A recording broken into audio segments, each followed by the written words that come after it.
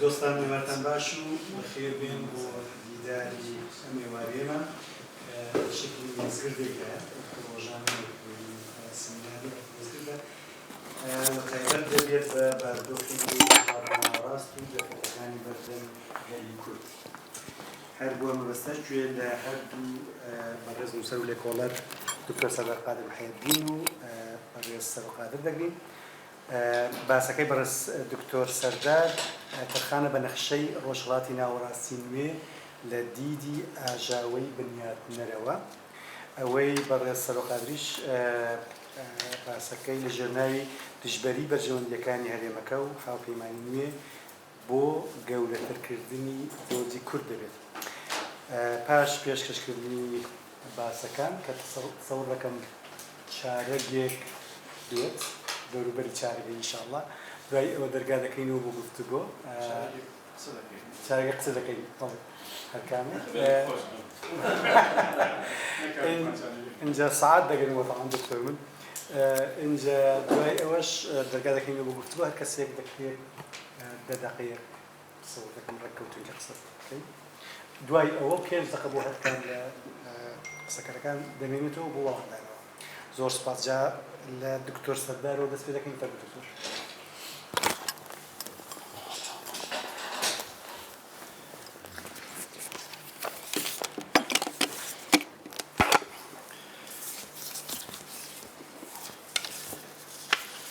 بسم الله. ئێمە من خۆم بە خۆشحاڵ دەزانم بەڕاستی کە لە خزمەتتانە و هیوادارم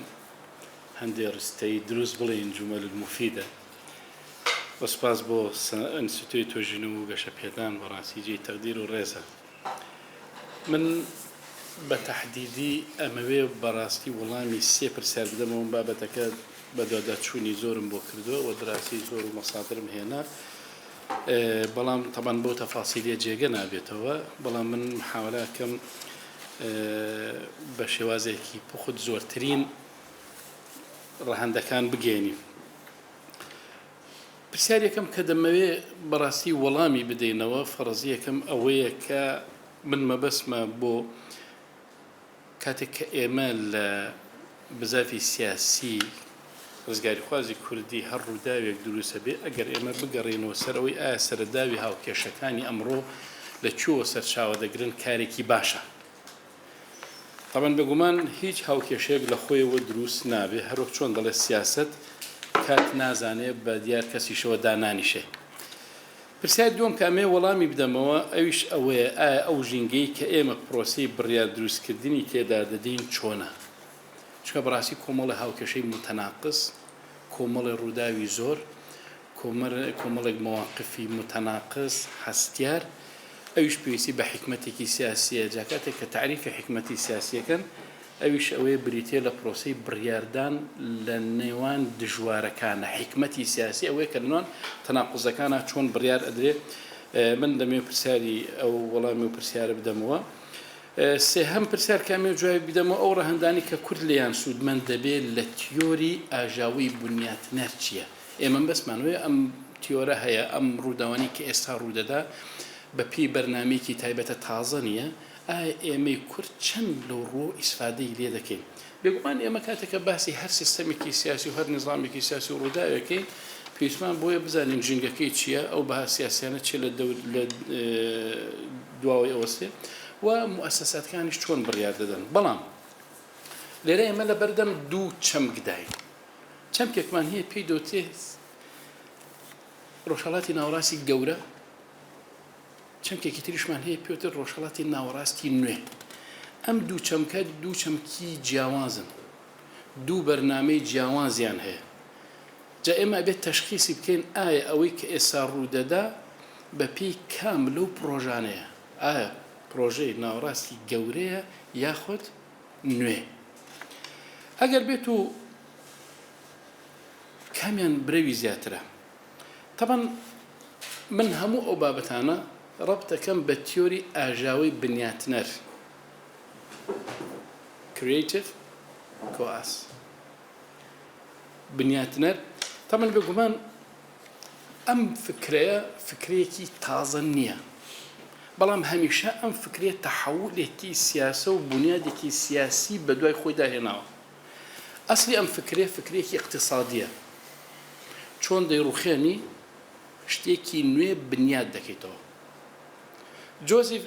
شومنتەر کە عالمێکی ئابووریناسی ئەوروپی ساڵ 1942 ئەم تەرحەی کرد چۆن لیبرالیت کە لە ئەزمەدایە چۆن بیڕوخێنە سەرمایه‌داری سەر لە نوێ سەرمایه‌داری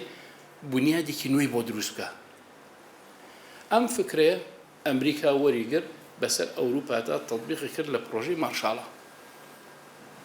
لا یەزال دەوڵەتانی ئەوروپی تابعی ئەمریکا و کە ناتوانێت بەبێ ئەمریکا هیچ شتێک بکە. برنارد لویس هەمومان دەیناسین، کابرایەکی برنارد لویس.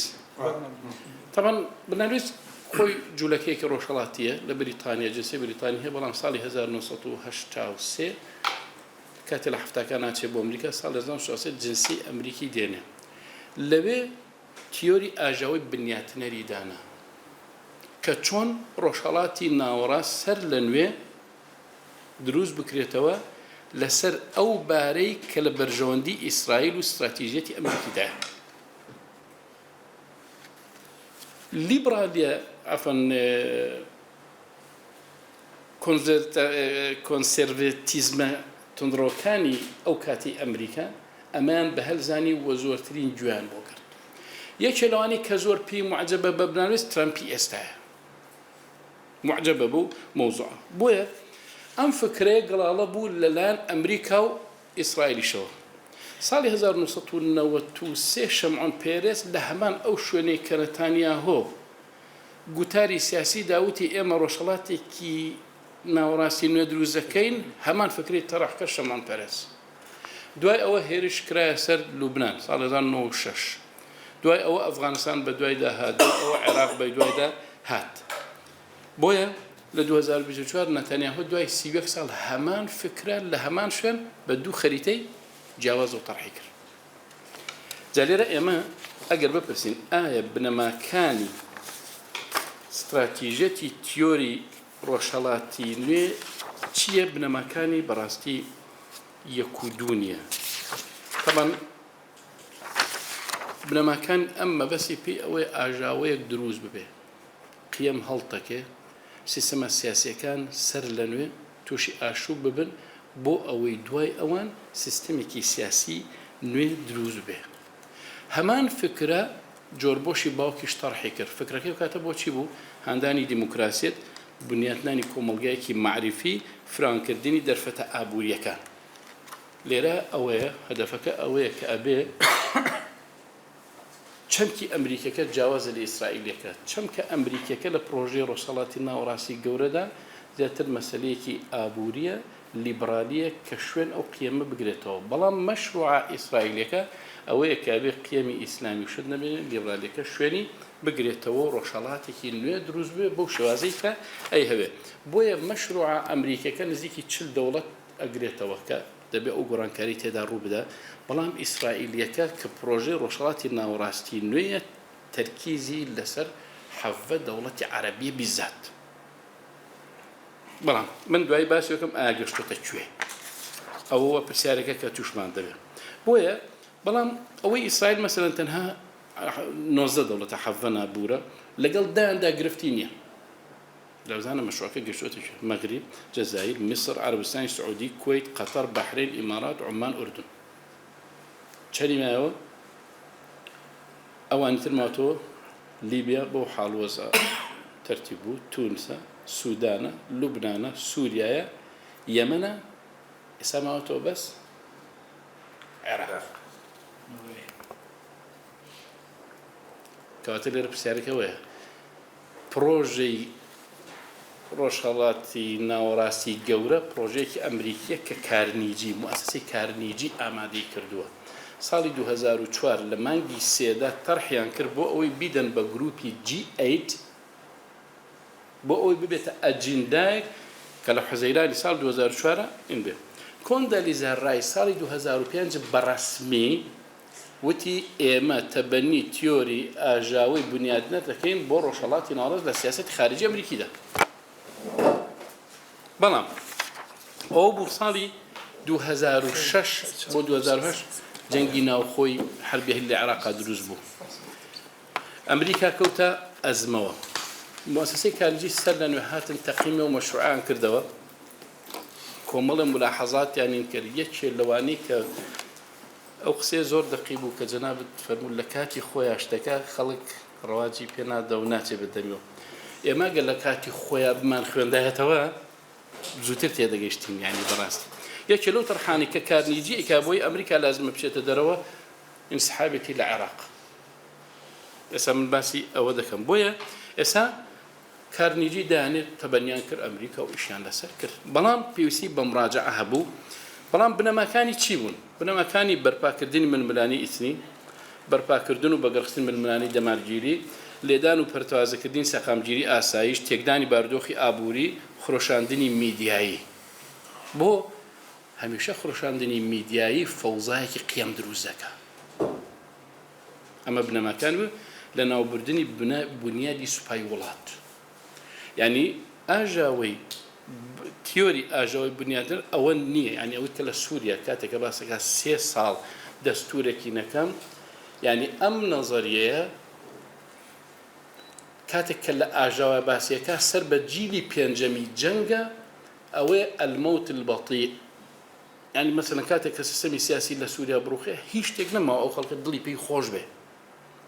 ئەو نێ نیزامێک بگۆرە خەڵک بێتە شوێن موەسسات بمێنەوە هەموو شتێ ئەو شتانە نامێنێ بەرەو ئەوە ئەچێ. ڕەگەزەکانی چییە؟ تەبەن بێگومان لێکۆڵینەوە لە بنیادی نەتەوەی ئەو وڵاتانە. تەبەن لێکۆڵینەوەی لەسەر کراوە، دیزاین کراوەتەوە، بە گەندەڵیکردن پرۆسەیە لەو وڵاتانەیە کە ڕێگە خۆشەکرێ بۆ ئەندێکت بۆ منە بە پێی تازەترین ئەوی کە لە عێراقا باس ئەکرێ نزیکی 535 کەس لە عێراقا مەطلوبە لەو پرۆسەی کە بە تەمان بۆ عێراق محاسبە بکرێت. کە پارە و ئەم شتانە هەمووی کراوە. بوانەدان بە هاوپەیمانەتی ئابووری. هیچ نزیک بوونێک مەسەلەن ئێران، تورکیا بێکەوە یا ئەو هاوپەیمانەتی ئابووری سیاسی ڕێگەی پێناردێ. دواتر طبعا ئەو ڕەگەزانە پێشتر بەسەر یەکێتی سۆڤێت تا تەطبیق کرا و حاڵۆزەکە بەو شێوازەی لێ هات کە هات. قۆناغەکانی چییە؟ قۆناغەکانی مشکلە لێرەوە دەست پێکە. مبەڕیریان دەست دەکەوێت ئەمان نەزەرەکە تەطبیقن. مجتەمەعات زۆربەی زۆری لە قۆناغێکی دۆگماییدایە. ئەوان ئەوە بە ئامانج دەگرن. ئەو قۆناغی دۆگماییە ئەیشڵەقێنن. ئاژاوە دروستە بێ، پێکەڵ پڕژان دروستە بێ. ئەنجا ئەبێ لە مەرحەلەیەکترە ئەم ئاژاوەیە دابمرکێتەوە. ئێستا لە سووریایە لە مەرحەلەی دامرکاندنەوەی ئاژاوەکەیە. ئەویش کاتی زۆر دەوێت. ئەنجا دواتر مەرحەلەکەی چێ؟ دیزاینکردنی سیستەمێکی سیاسی بەو شێوازەی کە ئیسرائیل و ئەمریکا دەیهەوێت. یعنی نابێ پەلە بکەی لە دۆخی سووریادا. ئێستا عێراق ئەڵێ 34 ئەخیر مەوعیدە بۆ لێدانی حەشدی شعبی. بەس ئەمە پەلەی تێدا ناکرێت. هەرگیز عێراق ڕەبتە بە هاوکێشەکەی ئێرانەوە بەو ئاسانیە یەکلایی نابێت. بۆ ئێستا من هەوڵەدەم نەچمە ناو وەرەقی جەنابتەوە ماوەسەرە. بەڵام هەمیشە لە عێراقا ئێستا ئەوەی کە حەشدی شعبی و شیعەکان ئەیانەوێ ئەیانێ ئەوان پێش تەوقیتەکە وەزعەکە ئاژاوی تێکەوێت. چوە دەبێتە حربی ئەهلی جەبەکان جیا دەبێتەوە نەگۆکداتر و بەرنامەی کە ئەمریکای هەوێ لەسەر ئاسی دەسەڵاتی سیاسی گۆڕانکاری بکرێ بەسا قانونگیری دەرچی ئەوان ناوێت. ئەو ڕۆژە چێ تەحلیلی کردووە سی جوان؟ ئەمە عەلا ئەساس ئەمریکا بە عێراقی وتووە. بەڵێ. بنەمایەکی نییە. نا شتێکی وا دەڵێن یعنی بەس نییە کات دیاری ناکرێت. چکە خودی ئەو هەندێک تاریخەیە کە دیاری طبعا ئەنو 3-4 هەفتە و 3-4 هەفتە ڕاست نەبوو. دوای وتیان 34 بەڵام کات لە مەسەلەی حەدەسە دیاری ناکرێت. چونکە ئەم حەدەسانە کاتێکە دەنێ پێشەوە دەبێت حەدەسێکی نەوعی بن نەکەمی لە پێناو ئەوەی کە گۆڕانکاریەکی تر هەیە. بۆیە تیۆرەکە 4 مەبەستی سەرەکی هەیە. سەر لە نوێ دابەشکردنەوەی. بەڵام ئایا ئەم دابەشکردنەوەی کورە بێ ئاگامان لێ بێ. ئایا ئەو دابەشکردنەوەی ئەوەیە دەوڵەتێک بۆ کور بێ من قەناعەتم وانە ئەمە پێی دەچێت ئاسان نییە. بەڵام یەکێ لە بنەماکانی ئەم تیۆرە دابەشکردنی دەوڵەتەکانە بەسەر فیدرالیەتە. ئێمە ئیسفادە لەو چەمکە دەکەین. لە چەمکی فیدرالیەتیشە وا دیزاین دەکرێت بە پێی ئەو پرۆژەی کە ئالاساس ببێ ئەوەیە کە ئەبێت دەسەڵاتی هەرێمەکان لە بەرامبەر حکوومەتی فیدرالیا بەهێزتر بێ. وەگو نموزەجەی عێراق تەمەنێمە لە قانون دەستوریە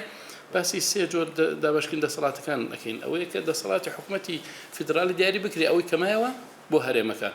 ئەو مقتەرەحە بۆ سەر لەنێو دابەشکردنەوەی دەوڵەتەکان لەسەر ئەو بنەمایە دەکرێت بۆ ئەوەی دەوڵەتەکە نەتوانێت بڕیارێکی وا بدا کە زەرری هەبێ بۆ بەرژەوەندەکان لەباربردنی ڕۆڵی میلیشاکان یەکێ لەو شتانی تر کە لە ڕەهەندەکە هەیە لە پرۆژەکە ئەوەیە سێهەم گەڕانەوەی هاوسەنگی هێز یانە ئێستا ئێران ئەگەر بێت و بە هاوسەنگی هێز ڕازی بێ و بچێتەوە قاوەکەی جارانی لەوانەیە ئیشکالی نەبێ بۆیە من مطالعەیەکی جەرائید و مجەلاتی ئەمریکیم کرد ئەو تەرحە لا یەزال لەسەر مێزەکەیە کە ئەبێ ئەخیر فرسەت بدرێ بە ئێران جهودی دیبلۆماسی هەرواشی لێک ئەمە تازەترین تەرحی ئەمریکی ئەوەیە کە من مطالعەم کرد لەو ڕەئیە زیاترم نەبینین لە مجەلاتی ئەمریکیە کە ئەوە زۆر لە زۆر شوێنەوە واشنگتن پۆست وۆل ستریت زۆرێک لەمانەکە من سێن کرد ئەوە کە ئەبێت چانسێک فۆریان پەلەسی بە هەمان شێوە هەر ئەو ڕەئی دووبارە کردەوە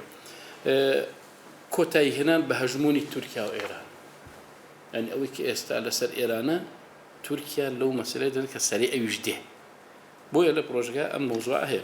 ئامانجا ڕاستەقینەکەشی چییە؟ طبعا ئەم مجتەمەعانە لەسەر بنەمای لیبرالیەت تەکوین دەکرێتەوە یعنی کابرا سێرگە ئەحمەد شەرعەت هێناوە بەڵام ئەحمەد شەرع تەبەنی چیەکە ئەوەنەی کە لە سلوکی سیاسیە تەبەنی مەبادی و سلوکی لیبرالی دەکا ئەوەنە تەبەنی ئیسلامیەکە ناکە ئێتە تۆ باسی ئەو مەکە کەمە لە سجنی کچەکەی عێراق وردۆردینان کرد و دوای پەرودان کرد بێ و نازەمەون ئەو سیناریۆش هەیە على ئەساس چەند ساڵێک لایەن بوو دوایەوە بەڵام ئەو نەزەریەش ئەڵێ پێوەنە بەڵام ئەخیر نەتیجەکە چێت نەزەرەکە ئەڵێ هەموو ئەوانی کە پەروەردەیان کردیان ئیشیان پێدان تەسفێش دەکرێن جەرناڵەکانی هەمووی هێناوە مەسەلەن بە زەرقاویەوە بە بەغدادیەوە بە هەمومانە ئیشەکەی پێکرێت لە ئەخیریشە تەسفێ کراوە ئەمە دووهەم بەرپاکردنی هەژمونی کۆمپانیای ئەمریکی و ئەوروپیەکان ئەمە یەکێک لەو شتانی تریش کە دەبێ بێ هەژمون يعني سيادة الشركات الأمريكية والأوروبية ركوتن يان أسايكنوي بيوني كان لقال إسرائيل أمان جارا سقينا كان لو اشتريت كواتا بروجي روشالاتي نو حالتك جيوبوليتيكية كان لسد هنا كاي سيستمي سياسي دكا جالي رمى بسارك أول آية تيوري بروجكا هاو تالي بقى استراتيجية أمريكي بلا ئەگەر قۆناغەکانی بەوردی بخوێنیتەوە هەر لە سەردەمی جۆر بۆشی باوکەوە وردە قۆناغەکانی بەڵێ وای بەس پەلەی تێدا ناکرێت دواتر طبعا ئەحداسەکان مەسەلەی عێراقی تێکەوت دوای ئەوە شەڕی لوبنانی تێکەوت دوای ئەوە ئەفغانستان دوای ئەوە هاتنی بۆ عێراق یەکێ لە قۆناغە سەرەتایەکانی پرۆژەکە هاتنی ئەمریکایە بۆ عێراق لەوێەوە دەست پێ دەکات بەڵام لە ساڵی 2009 تەمان قۆناغەکە ئەمە بەدلە 2000 بۆ 2014مان هەیە 2014 بۆ 7 ئۆکتۆبەرمان هەیە قۆناغەکە قۆناغی ئەخیریش ئێستا کەم تێدەن دوای 7 ئۆکتۆبەر تەمان لە 2001 بۆ 2014 من باسی ئەحداسەکان ناکەم لای جەنابتان وازەح بوون وهەن بەڵام کارنیجی کاتێک کە ئەمریکا تووشی شۆک بوو لە عێراق نەیتوانی ئەوە بکە هاتن پێداچوونەوەیان بۆ مەرحەلەیە کرد یەکێ لەو شتانی کە هەبوو وەزیری دیفاعی ئەمریکی ئەو کاتیش باسی کرد ئەبێ ئێمە باشتر لە دۆخەکە حاڵ بین بۆیە کارنجی لە 2009 سەر لە نوێ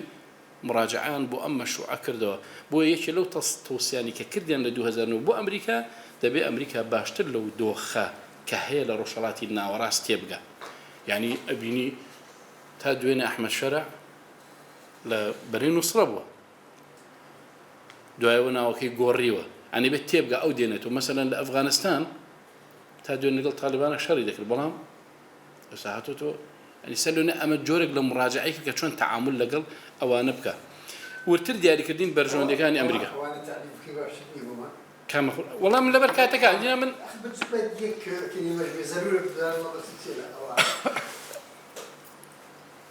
ما بس أحمد شعربو كمان طالبان وأحمد الشرع بلا مثلا كاتك تو أبيني طالبان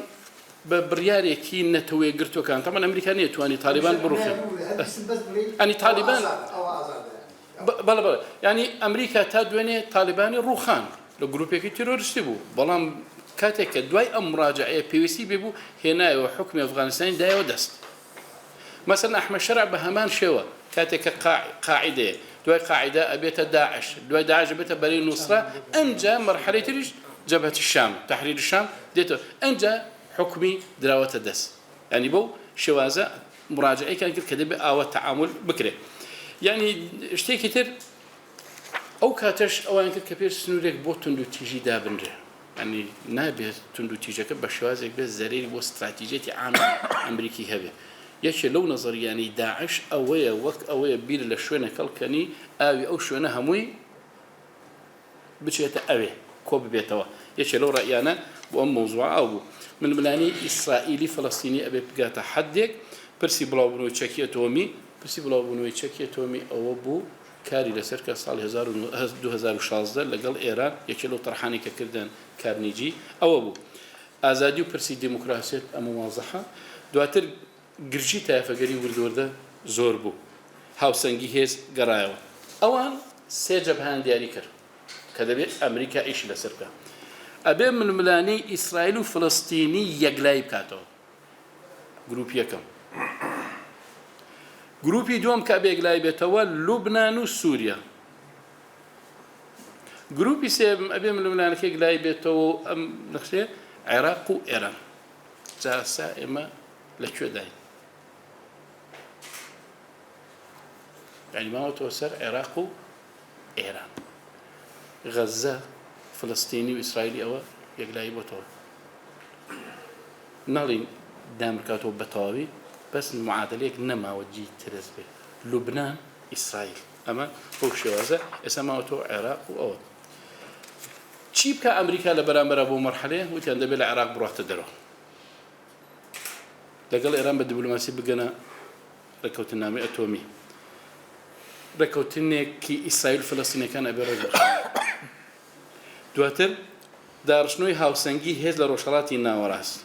يعني هندي بكري تازة بيت آراوا 2014 بو 2000 بو حوتي أكتوبر أمام مرحلة كتير من باسي اشتكالنا كم بس باسي أواكم أم مرحلة هموي بو شوازة كردان زوربي زوري كمؤسسة كارنيجي ببرنامجي دانا مثلا سر هلداني خوبشاندان لشار السنية كان أبي شبلو سبان بدر كوتني داعش طبعا تو كالي أجاوي بنيادنا أبي أجاوي دروسكي أو أجاوي ما بس بي تشيبو ما بس بي هلتكاندني بنيادي سياسي أو دولة عنا هرب فعلي داعش تواني بنيادي سياسي أو دولة تاني كمترسيبو هل يبتكيني دواتر يمن ولبنان وعراق وسوريا بتايكوت نيجير دسي إيران طبعا كاتك نفوذي هجمون بو إيران دروزبه لو سري شو مبرر بو إيران وإسرائيل بو أمريكا وإسرائيل زورت دبي بو حتى نظريك أويك بس لوك خدي هجموني زوري إيران جورك لتصنعي كده هروج اقتصادي تركي الاقتصادي تركيا من بسعرك من الدكتور شار معروف كالدكتور عمر وتمري أم بيشكوتني اقتصادي تركي طبيعية تي طبيعيني هديته أخواره وبعثني هالناسة التصنع بوي بشت موقفك كهات أخواره بعثني هالناسته مسألة إيران يشبه ما شيء أو مسألة تدا دركود هادنا روسيا وروسيا عندك إسفادي إسرائيل تيابو إسفادي بسوريا خوي عندنا همان تجربة شوننا وسوريا بو لبنان لجنگی أهل لبنان همان سيناريو بروسيا دوباره كرايو بو أوي روده دالة سوريا زرري نبي بو إسرائيل چوننا أوي سوريا بو لبناني جاران بو أو شر أهلية زرري نبي بو طبعا وثائقي كونغرس لوبارو چوننا أوي سوريا بو أوي كما ترسي شري ناوخوي لبنان بو إسرائيل نبي لكنت نام أتومي هذا سر أو برنامجك هات النووي أمريكا وعراق بو لرجع هريم كردستانه يك لوش تانيك 2014 بو سر لأنه هات النووي أمريكا بو عراق لرجع هريم كردستانه ئەوە یەکێکی دی دكتور عفو دويني خو امريكا وزيري خارجي بتي اما ناقشين اقرينا ابو عراق برانبر بما موزعه قران كاريكي تيابي اداري ترامب فرقيه لقل اداري بايدن يستدوني او برياري دركرت اما تشي كاردانا ويكي لسربي بخەمە دوای ئەدەی باش ئەوە بڕیانەکەی گرژی و ململای نوێن ئێران و ئەمریکا تا داهات دەبوو دواتر سەرهەڵدان خۆپیشاندان لە شارە شیعەکانی شار خۆی لە خۆیان بنیادی سیاسی سیستەمە سیاسە کشانەوەی هێزەکانی ئەمریکا لە ئەفغانستان کرد ئەمانە هەمووی بەپێ ئەو بەرنامە کە بوو خۆیان ناڵێن هەمووی تەمان ئەو مبالغەیە شتێکی باش نییە بەڵام ئەم تیۆرە ئەوان کە دایانناوە بە مەبەستێکی ترە سە مەسەلەن حماس یەکێک بوو لەوانەی بەڕاستی ئیستیدراج کرا لە بەرەی ئیسرائیل فلستینیە حماس ئیستیدراج کرا نەخۆ حماس دەیزانی ئەگەر شەڕکردن لەگەڵ ئیسرائیل یعنی شەڕکردنە لەگەڵ ئەمریکا و ئەوروپا من هەندێک دراساتی استخباراتیم خوێندەوە کە ئیسرائیلەکان ساڵی 2018 سیناریۆی تایبەتیان کردو ئەگەر هات و ڕۆژێک شتێکی وا قەوما ئێمە چی بکەین يعني هەندێک دراسات باسی ئەوەیە کرد کە حسابیوان کردن لەوانەیە لە ڕۆژەکە بۆ زەخامەتێ باسییان کرد لەوانەیە لە ڕۆژەکە 2000 ساڕوخ بەرەو ئیسرائیل بچێ بەڵام عادەتەکە دەرچوو لەوە کەمترە یعنی ئەوەی کە ئەوان دایان نابوو بۆ حیزب الله دەرکەوت کە حەماس زیاتر خۆی گرت لە حیزب الله حزب الله بۆ شێوازە هێندوو اینجا 7 ئۆکتۆبر طبعا 7 ئۆکتۆبر ئێمە لە مەرحەلەی ئەخیر داین کۆتایی هێنان بە بەرەی سەر بە ئێران يعني ببري سر إيران يعني مثلا كلميني من قناعة بوا نيبو شوازة شو كان ناير ندز لإيران بدن إيران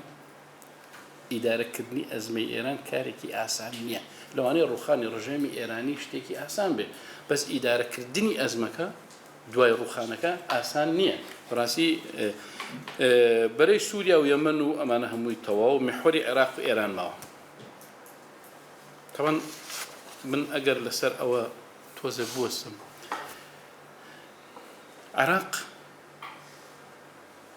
دەبێ گۆڕانکاری بەسەردا بێ بە دوو اعتبار لە عێراقا ئێستا بۆتە ئەزمەی سوڵتە من تەفاسیل ئێمە زۆرم پێ بوو بەس فریاوە ناکەوێت دراسەیەکی زۆر شاملم کرد کۆبوونەوەی سوننەکان تەسریحاتی کوردی ژوور دوور دەبەرەوە هەڵکشان دەچێت لە بەرامبەریشە شیعەکانیش ئەوەنە تێگەشتون کە شتێک کرد دەبێت تەسریحاتی ئەوانیش هەر بەرەو هەڵکشان دەچێت بەڵام ئایا تەوقیتەکە لە عێراق چەند تەخەماوت والله 5 دقيقة شمالي ئەدەی باشە من لە مەوزوعی کە بینە سەر مەرحەلەی عێراق کێسا عێراق ئەمریکا قۆناغی ئەخیری ئەم مەرحەلەیە پرۆژەکە ئەوەیە عێراق و ئەمریکایە عێراق و ئەمریکا طبعا عێراق دەبێ گۆڕانکاری تێدا بکرێ هەژبوونی شیعە تێدا زەعیف بکرێتەوە ئەگەر بێت و عێراق گۆڕانکاری تێدا نەکرێ هەژبوونەکەی کەم نەکرێتەوە یاخود نەهێڵدرێ مەشروعی شیعە بەهێزترین مەشروع بەهێزی دەمێنێتەوە چونکە لە عێراق وەک ژێدەری پرۆژەی شیعە وایە لە ڕۆژهەڵاتی ناوەڕاست مەسەلەی حوسیەکان ڕەقەم نین مەسەلەی سووریا بۆ شێوازە ڕۆی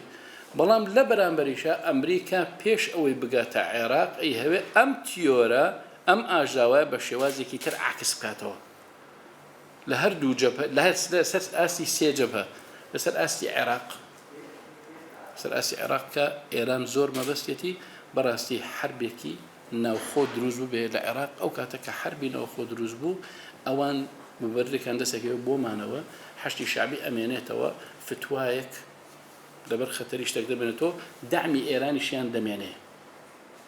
داعمی ئێرانیشیان بە هەمان شێوە ئەمێنێت کە ئەم مەوزوعە بۆ ئەوان حساسە بۆیە ئەوان پەلەی لێ دەکەن و حەشتی شعبی تا ئێستا ئەو مەطالبانی ئەمریکا کە هەیە بۆ حەلکردنی شیعە تەنها ئەوەندە نییە ئەبێت چەکی تەسلیم کە ئەبێت تەنانەت دوای ملاحەقەی قەزاییش بکرێن طبعا ڕازی بوون حەشتی شعبی بە حەلکردنیان بۆ ئەوی بچنە ناو سوپاومانە بەڵام تەڵەبی ئەوەشیان کردووە کە ملاحەقەی جینایی نەکرێن بەڵام تا ئێستا کەس وعدی پێ نەداوە لەسەر ئاسی عێراق بۆ شازە دوێنن جا ئێمە بن پرسیارەکەم ئەو پرسیارێک تریش لێرە دروستە بێت سەبارەت بە ئایا بەڕاستی ئەمریکا لەسەر ئەو مووقفی خۆی دروستە بێ مووقف من ناتوانم تاکەهون بکەم بۆی کە بڵێم ترامپ و کاکتۆر عومەرمان چەند ڕۆژێک پێش لەسەر ترامپ قسان کرد بەڵام من تازەترین دراسە بخوێندەوە لە فۆریان پەلاسی باسی نظرێکمان هەیە لە سیاسەتە باسی نظریەت رجل المجنون نظرية رجل المجنون أم مجنونة چی دەکا جا تۆ تەکەهونی فعلەکەی ناکەی ئەترسی پێت کێشێ دوای ژێرەوە تەطبیقی ناکە ئەیتر زۆر فۆریان پەڵەسی زۆر بە جوانین گرە حتا خۆشیان ئاڵێن کابرامەکە لەمەش تەکەهون ناکەی ناخۆ ترامپ چیەکە بۆیە گرفتەکە ئەوەیە ترامپ ئایا بە قسەی ستافەکەی دەکا بۆ شێوازە ئەوەی کە ستافەکەی تاوکەری ئەم قسانەیە کە ئێمە کردمان بەڵام ئایا ترامپ ئەوە ئەکە ئەوە مۆزوعێکی ترە بەڵام گۆڕانکاریەکە بەڕێوەی بۆ عێراق ئیلا ئەبێ لەو مۆزوعایە گۆڕانکاریە ڕوو بدا بەڵام ئایا بە سیاسی طبعا ئەمان حەشتی شعبی گرفتەکە ئەوەیە حەشتی شعبی سێ گرفتی گەورەی هەیە گرفتێکی قانونی هەیە گرفتێکی مەرجعی هەیە گرفتێکی مؤسسیشی هەیە طبعا تۆ گرفتە قانونی کە و مؤسسەکە حەل بکەی فتواکە هەردەمێنێ ئایا کەس تۆ خۆی ئەدا فتوایەک لە مەرجعێتەوە دەرسێ بڵێت پێویستمان بە حەشتی شعبی نییە ئەمە بۆ پرۆژەی شیعە لە عێراقا هەرگیز ئەو بڕیارە نادرێت چکە پاشەکشەیەکی تەواوی پرۆژەی شیعەیە لە عێراقا سەبارەت بۆی کە ئێران بەنیازی بکە مەسەلەی سووریا طبعا سووریا ئێران زۆر محاولی ئەوە کە کاک دکتۆر من باسی سەر و باسی ئەو مۆزوع چێتە مەسەلەی کوردۆ بەڕاستی ئێران تەماعیلەوە هەیە کە کوردەکان بە شێوازە لە شێوازەکان توش بووبن لە مەسەلەی ئاژاوە عەلەویەکان ئەوان هەندێک فەسائلی ناو قاعیدە نزیکی وازانم 26 فەسیلەی قاعیدە هەیە لە سووریا ئەمانە هەرگیز بەوەی کە ئەحمەد شەرعی کالوانی لە مستەقبەلا ڕازی نەبن ئێران ئیش لەسەر و مەسەلەیەکە و هەندێک محاولاتی کرا بۆ ئەوەی وەزعەکە پێش ئەوی تۆزە سەقامتیر ببێنەمێنێ مەسەلەی لوبنانیش بە هەمان شێوە ئەیانەوە وەک مەشروعێکی ئاژاوی تر ئەمانیش لە بەرامبەرە مەسەلەی حیزب الله ئەوانە تەنها لە مەسەلەی ڕئیسی پرسیارەکە ئەوە ئەی باشە ئەگەر ئێران و حیزب الله ڕازی نەبێت چۆن هێشتیان ڕئیسی لوبنانی بەڕێ بکەن بڕوا بە ئاسانی تەنها تەفسیر کە هەموو لایەکێکە ئەویش ئەوەیە نایانەوێ لە پرۆسی سیاسی بێنێتەوە ئەنێ مسایری بکەن لەگەڵی دابڕۆن و فرسەتێکیان لە بەردەما هەر بمێنێ بۆیە طبعا ئەمانە لێرە کورد چی بکە من بۆ ئەوی کاتەکە هین نەکەم بەڕاستی قسەکان زۆرە سەبارەت بە کورد بەڵام ئایا کورد لە ئاستی ئەو وەزعدایە تۆزێ بەڵام من پرسیارێکی زۆر بەدیهی بکەین ئایا ئەگەر شتێک بوو لە عێراقا کورد دەبێتە تەرەف بگومان بەڵێ لەوانەیە قسەیە تۆزێ سیر بێ بەڵام ئەکید کورد دەبێتە تەرەف بۆ مەسەڵەن کورد هەر خۆی لە خۆیدا دابەژەوە بزات دوو مەحوەرە محورێکیان سەر بە محوری مەسەڵەن من نای بنێم چی بەڵام محورێکە کە دژی سیاسەتی ئەمریکی و ئیسرائیلی کەوتۆتەوە ئێستا بەڵام ئەوەی کە لە هەولێر و دووهۆکیشە محورەکەی تر سەر بە شتێکی تر تەیدی شتێک کەواتە ئێمە هەر لە پێش وەختە پێش حەدەسەکە ئێمە خۆمان دابەش بووین بەڕاستی ئێمە پەیوەندیمان لەگەڵ بەغدا باش نییە ئەو شێکە لە سەبەبەکە ئێستا بۆ نەچێ لە ئەوەی کە سوودانی چێ لە بەرامبەر بە هەموو ئەو تەسریحانی سەرۆکی حکوومەتی خۆمانێ لە داڤۆس بە کۆمپانیاکان و تیوتیۆمان ئەوە مۆزوع بێ ئەنا خۆی ئیتفاقەت دیارە 400 و ئەوەنە بەرمیلە و ئەڕوا و تەواو بەڵام لەوانە تەسریحانە بەرامبەر بەوەی بۆیە پەیوەندیەکان لەگەڵ بەغدا باش نییە داواکاری نەتەوەی کورد و پشتیوانی نێودەوڵەتی تا ئێمە پشتیوانی نێودەوڵەتیمان هەبێ ئەو گرفتەمان هەیە و بە مەجبوری ئەبێ ئێمە لەگەڵ ئەو وەزعە بڕۆین و ئیتر ئێمە ناتوانین بێلایەن بین تەمە لایەنگیری ئێمە بۆ ئەمریکا بە ناڕاستە و خۆیش بۆ ئیسرائیل تەبەن دەستکەوتەکانمان لەسەر ئاستی نێودەوڵەتی من ئەو قسەکەم لەوانەوە ئەکادیمێک باشتر دەکاوگلۆی تەئیدی ئێمە بۆ ئێران بەڵام دەبێت بەڕاستی مەسلحەتی ئێران پارێزە چونکە زەربەی گەورەمان بەردەکەوێت جاکەواتە چی بکە یعنی من نقطەی بەدیهەکەوەی تەرەفین ینی بەڕای شخصی من یعنی تو ناتوانین خۆت بپارێزی دەبیتە تەرەف ئەویش حکمەتێکی زۆری دەوێت بەرن نەکەوێ ئەویش ئەنی کورد چۆن ئیسفادە بکە ئەگامان لەبێ مەشروعێکی وازەحمان هەبێت من لەسەر سووریا چەند شتێکم نووسی یەکێ لەو شتانی کە لە سووریا زۆر گرنگە ئەویش ئەوەیە ڕوئیەک و ئەجندەیەکی وازەحیان هەبێت هەر لە ئێستاوە خۆیان ئامادەکەن لە ڕووی دەستوریەوە و حتا يعني ئیسفادە بکەن من حتا اختراحی ئەوشم کرد کە ئیسفادە بکەن لە خەڵکی ئێرە لە مەسائلی قانونی و سیاسی بۆ ئەوەی بگەنە ئەجندایەک و دەستورێکی وازەح بۆ ئەوە زۆر ضرورە بەڕاستی ئەمە ئاگامان دەبێت لەسەر مەسەلەی ئیثنی قەومی ئەم وڵاتانە دابەش دەکرێتەوە لە ڕووی فیدرالیت بەلانی کەمەوە جا ئەبێ خۆمان ئامادەکەین بۆ وینە عفوا اثني تعددي يعني اثني تاك ئیثنی تعددی طبعا دولتي قوي يعني بلى. بيرو بوتشوني جهان برا دولتي قومي لا واسبو فبس اگر أهني بتعددي لو رش- كومال يعني ڕاست لە ڕۆژهەڵاتی ناوەڕاست هەرەوە ئەبێ ئیثنیەکەی هین بەبێت تعدد دابەشکردنی جیۆپۆلیتی ناوچەکە سەر بنەوەتەکان کاتە فیدرالیێت ئەو براد مەسەلەن لە سووریا ئەبێ مەسەلەی فیدرالیێت بە هەند بگیرێ چونکە فیدرالیێت یعنی مانەوەی نەتەوەکە بە زیندویی پارێزراوی سا مەسەلەن من کاتێک کە لەگەڵ فیدرالیتم تەنها مکەون لە عێراقا یعنی ئازادی ئێمە کە لە هەرێمی کوردستان ماوینەتەوە مەسەلە قەوارە سیاسەکە و فیدرالیەتە ئەبێ ئەوە بکرێت مەسەلەی هێز ئەوەی کە دەور دەبینێ هێز هێز من تەجاوز ناکەم بەڕاستی هێز ئەم معادلە و هاوکشانی کە ساخۆکە هێز دەوری زۆر دەبێت ئەبێ ئێمە دەست بگرین بە هێزی خۆمان بۆیە ئەبێ بە جۆرێک لە جۆرەکان لە سووریاش دەست بگرن بە هێزی خۆیانەوە ڕێککەوتن من هەر تا ئەم لە حەزەیە دەبێت لە ڕووی ئابووری و ڕێکەوی لەگەڵ بەغدا لە ڕووی خۆپارێزیەوە لە ڕووی مەسەلەن ئەبێ کمامێکی زۆر بە یەکگرتنەوەی هێزی پێشمەرگە بدرێت لەسەر ئاستی وەزارەتی پێشمەرگە حکوومەت تەشکیلکردن بەڕاستی ئەمە کارێکی زۆر ئیجابیە گەستەجێن بکرێت طبعاً پێویستمان بە هەماهەنگیەک هەیە لە ڕووی دیبلۆماسیەوە لەگەڵ هەموو لاگەڵ لەگەڵ هاوسەنگیان ئێمە ئاگادار بین شتەکان بەرەو هەڵکشان دەچن ئێمە خۆمان نەبینە سەبەبی ئەوەی کە پێشدەستی بکەین لە تونکردن و توندوتیژەکە من قسەکان زۆر بوون بەس لەبەروی کاتەکە ئەوە دەبوو من سپاسانەکەم سپاس بۆ گوێگرتندان من بابەتەکە شەر لای خۆم هەیە بە نووسراوی من لە خزمەتان 5 دقیقه ئەخیری شەیەتوانی ئەوەی کە ما پرسیارمان زۆر سپاس بۆ دکتۆر بۆ دەوڵەمەندە ئەمە دوایی کاری سەکرا بەڵێ زۆر باش ئێستا گوێ بۆ بەڕێز دەبین بۆ باوەکەی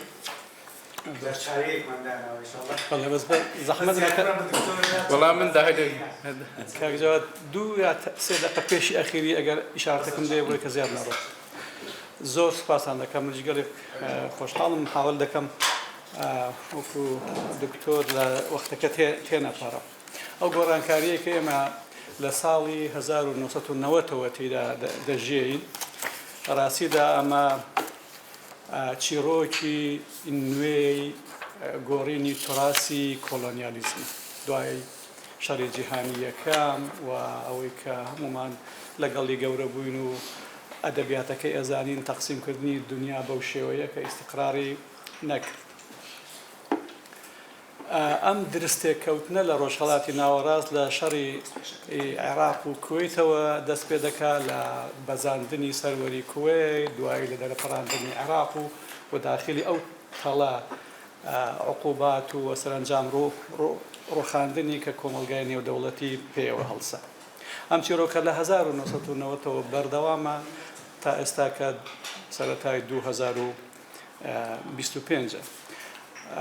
هەموو ئەو بەرەزانی کە تەشریفیان هەیە مامۆستان لە بواری ئەوەی کە گۆڕانکاری لەسەر ئاسی نێودەوڵەتی بە پێی منطقێکی زۆر ئاڵۆز دەکرێت کە ژمارەیەکی زۆر تیۆریان نەزەریات کە لەسەر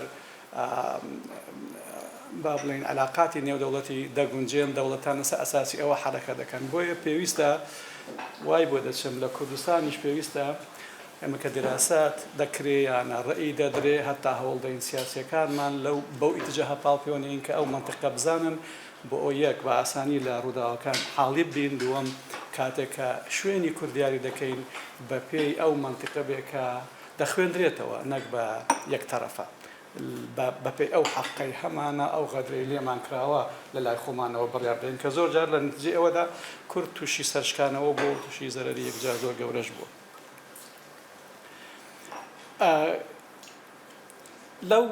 لەو ڕێڕەوەدا وردەوردا ئاسایشی ڕۆژهەڵاتی ناوەڕاست بە تایبەتی شل بوو و کاتێک ئەو ئاسایشە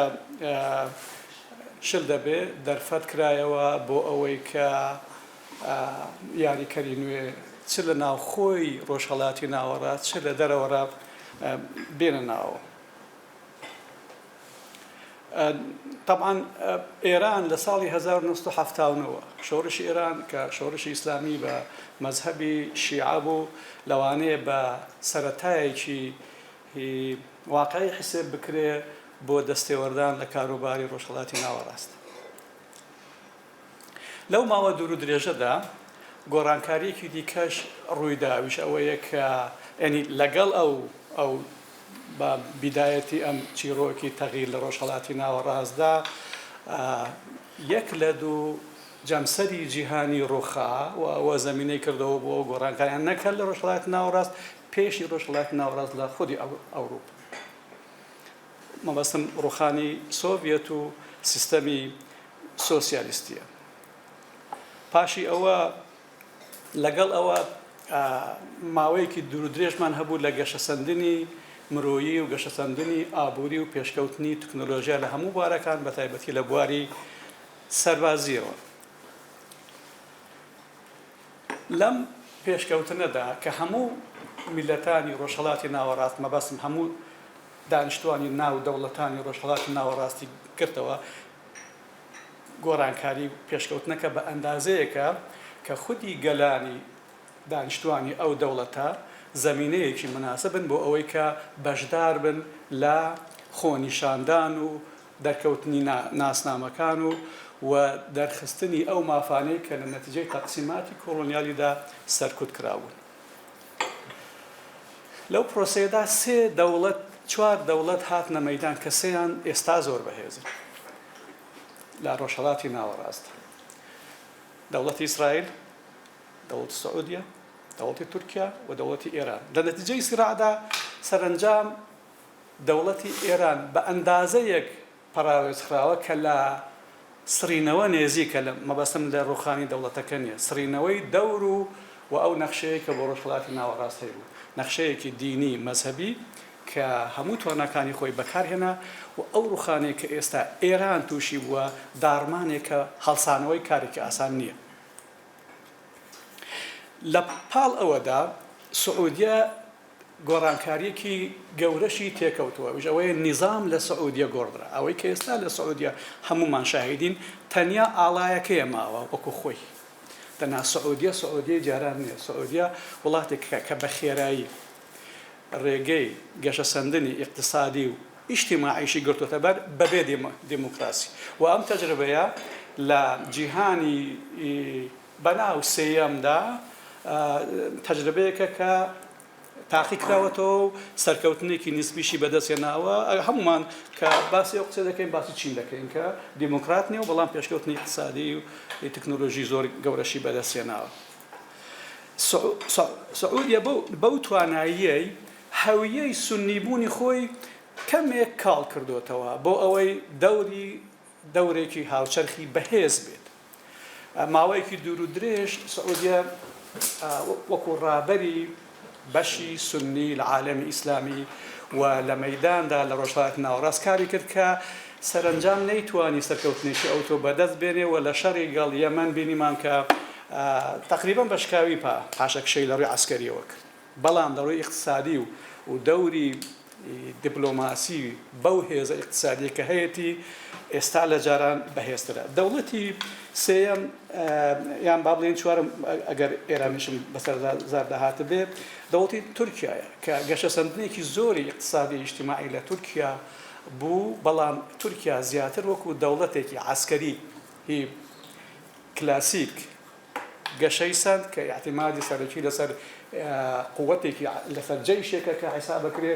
بە گەورەترین جەیشی ناتۆ دوای ئەمریکاوە نیە دوای ئەمریکا و تا ئێستا تورکیا نەیتوانیەوە لەو تعریف و لەو جوغزە تێپەڕێت. یعنی کاتێککە حرەکە دەکات ئەوە تەکنۆلۆژیا عسکەری تورکیا نییە کە حرەکە دەکات، ئەمە جەیشی تورکیا حرەکە دەکات. دەوڵەتی ئیسرائیل دەوڵەتی چوارەم دەوڵەتێکی بچووک کە نیشاندەری ئەم گۆڕانکاریە گەورەیە کە ئێستا لە پێشکەوتنی اقتصادی اجتماعیدا ڕوو دەدات. دەوڵەتێکی بچووکی 9 ملیۆنی کە خاکەکەی بەشی ئەوەندە نیە تەدریباتی عسکەری تایارەکانیان لەوێ بکرێن بۆیە خاکی وڵاتانی دیکە بەکرێ دەگرێت کەچی ئێستا وەکو زلهێزێکی گەورە زلهێزی یەکەمی ڕۆژهەڵاتی ناوەڕاست لە مەیدانە. ئەو ئاخافتنەی هی نەتەنیاهۆ کە پێش چەند جار دووبارەی کردەوە بەڵام پێشی بابزانم مانگێک زیاترە کە وتی ئێمە ئێستا دەوڵەتێکین دەستمان دەگاتە هەر شوێنێکەوە شەڕمان لەگەڵی هەبێت و لە کردەوەشدا سەلماندیان. ئەوەی من یەکەباری خۆم دوای ئۆکتۆبری 2023 بەڵێ 7 ئۆکتۆبر کە نەتەنیاهۆ ڕایگەیاند ڕۆژهەڵاتی ناوەڕاست نەخشە دەگۆڕین، من یەکەباری خۆ نەم درکان بەڵام پێم وا بوو ئینفعالێکە لە نەتیجەی ئەو شکانی کە تووشیان بەڵام ئێستا دەرکەوت ئەو تەغیرەی کە ئێمە ئێستا باسی دەکەین لە نەتیجەی ئەو لێدانە عەسکەریانەیە کە ئیسرائیل کردنی. غەزەی شکاند، لوبنانی بەچۆکداهێنا، ئەم گۆڕانکاریە لە سووریا ڕووی نەدەدا ئەگەر لێدانی یەک لە دوای یەکی ئیسرائیل نەبووایە و ئێرانی چەک کرد. یعنی ئێستا ئێران وەکو ئەوەیە لە چەک داماڵدرابێت، نە ئاسمانی خۆی پێدەپارێزرێت، نە ئەو ڕۆکێتانەی ماوە کە هەڕەشەی پێدەکرد و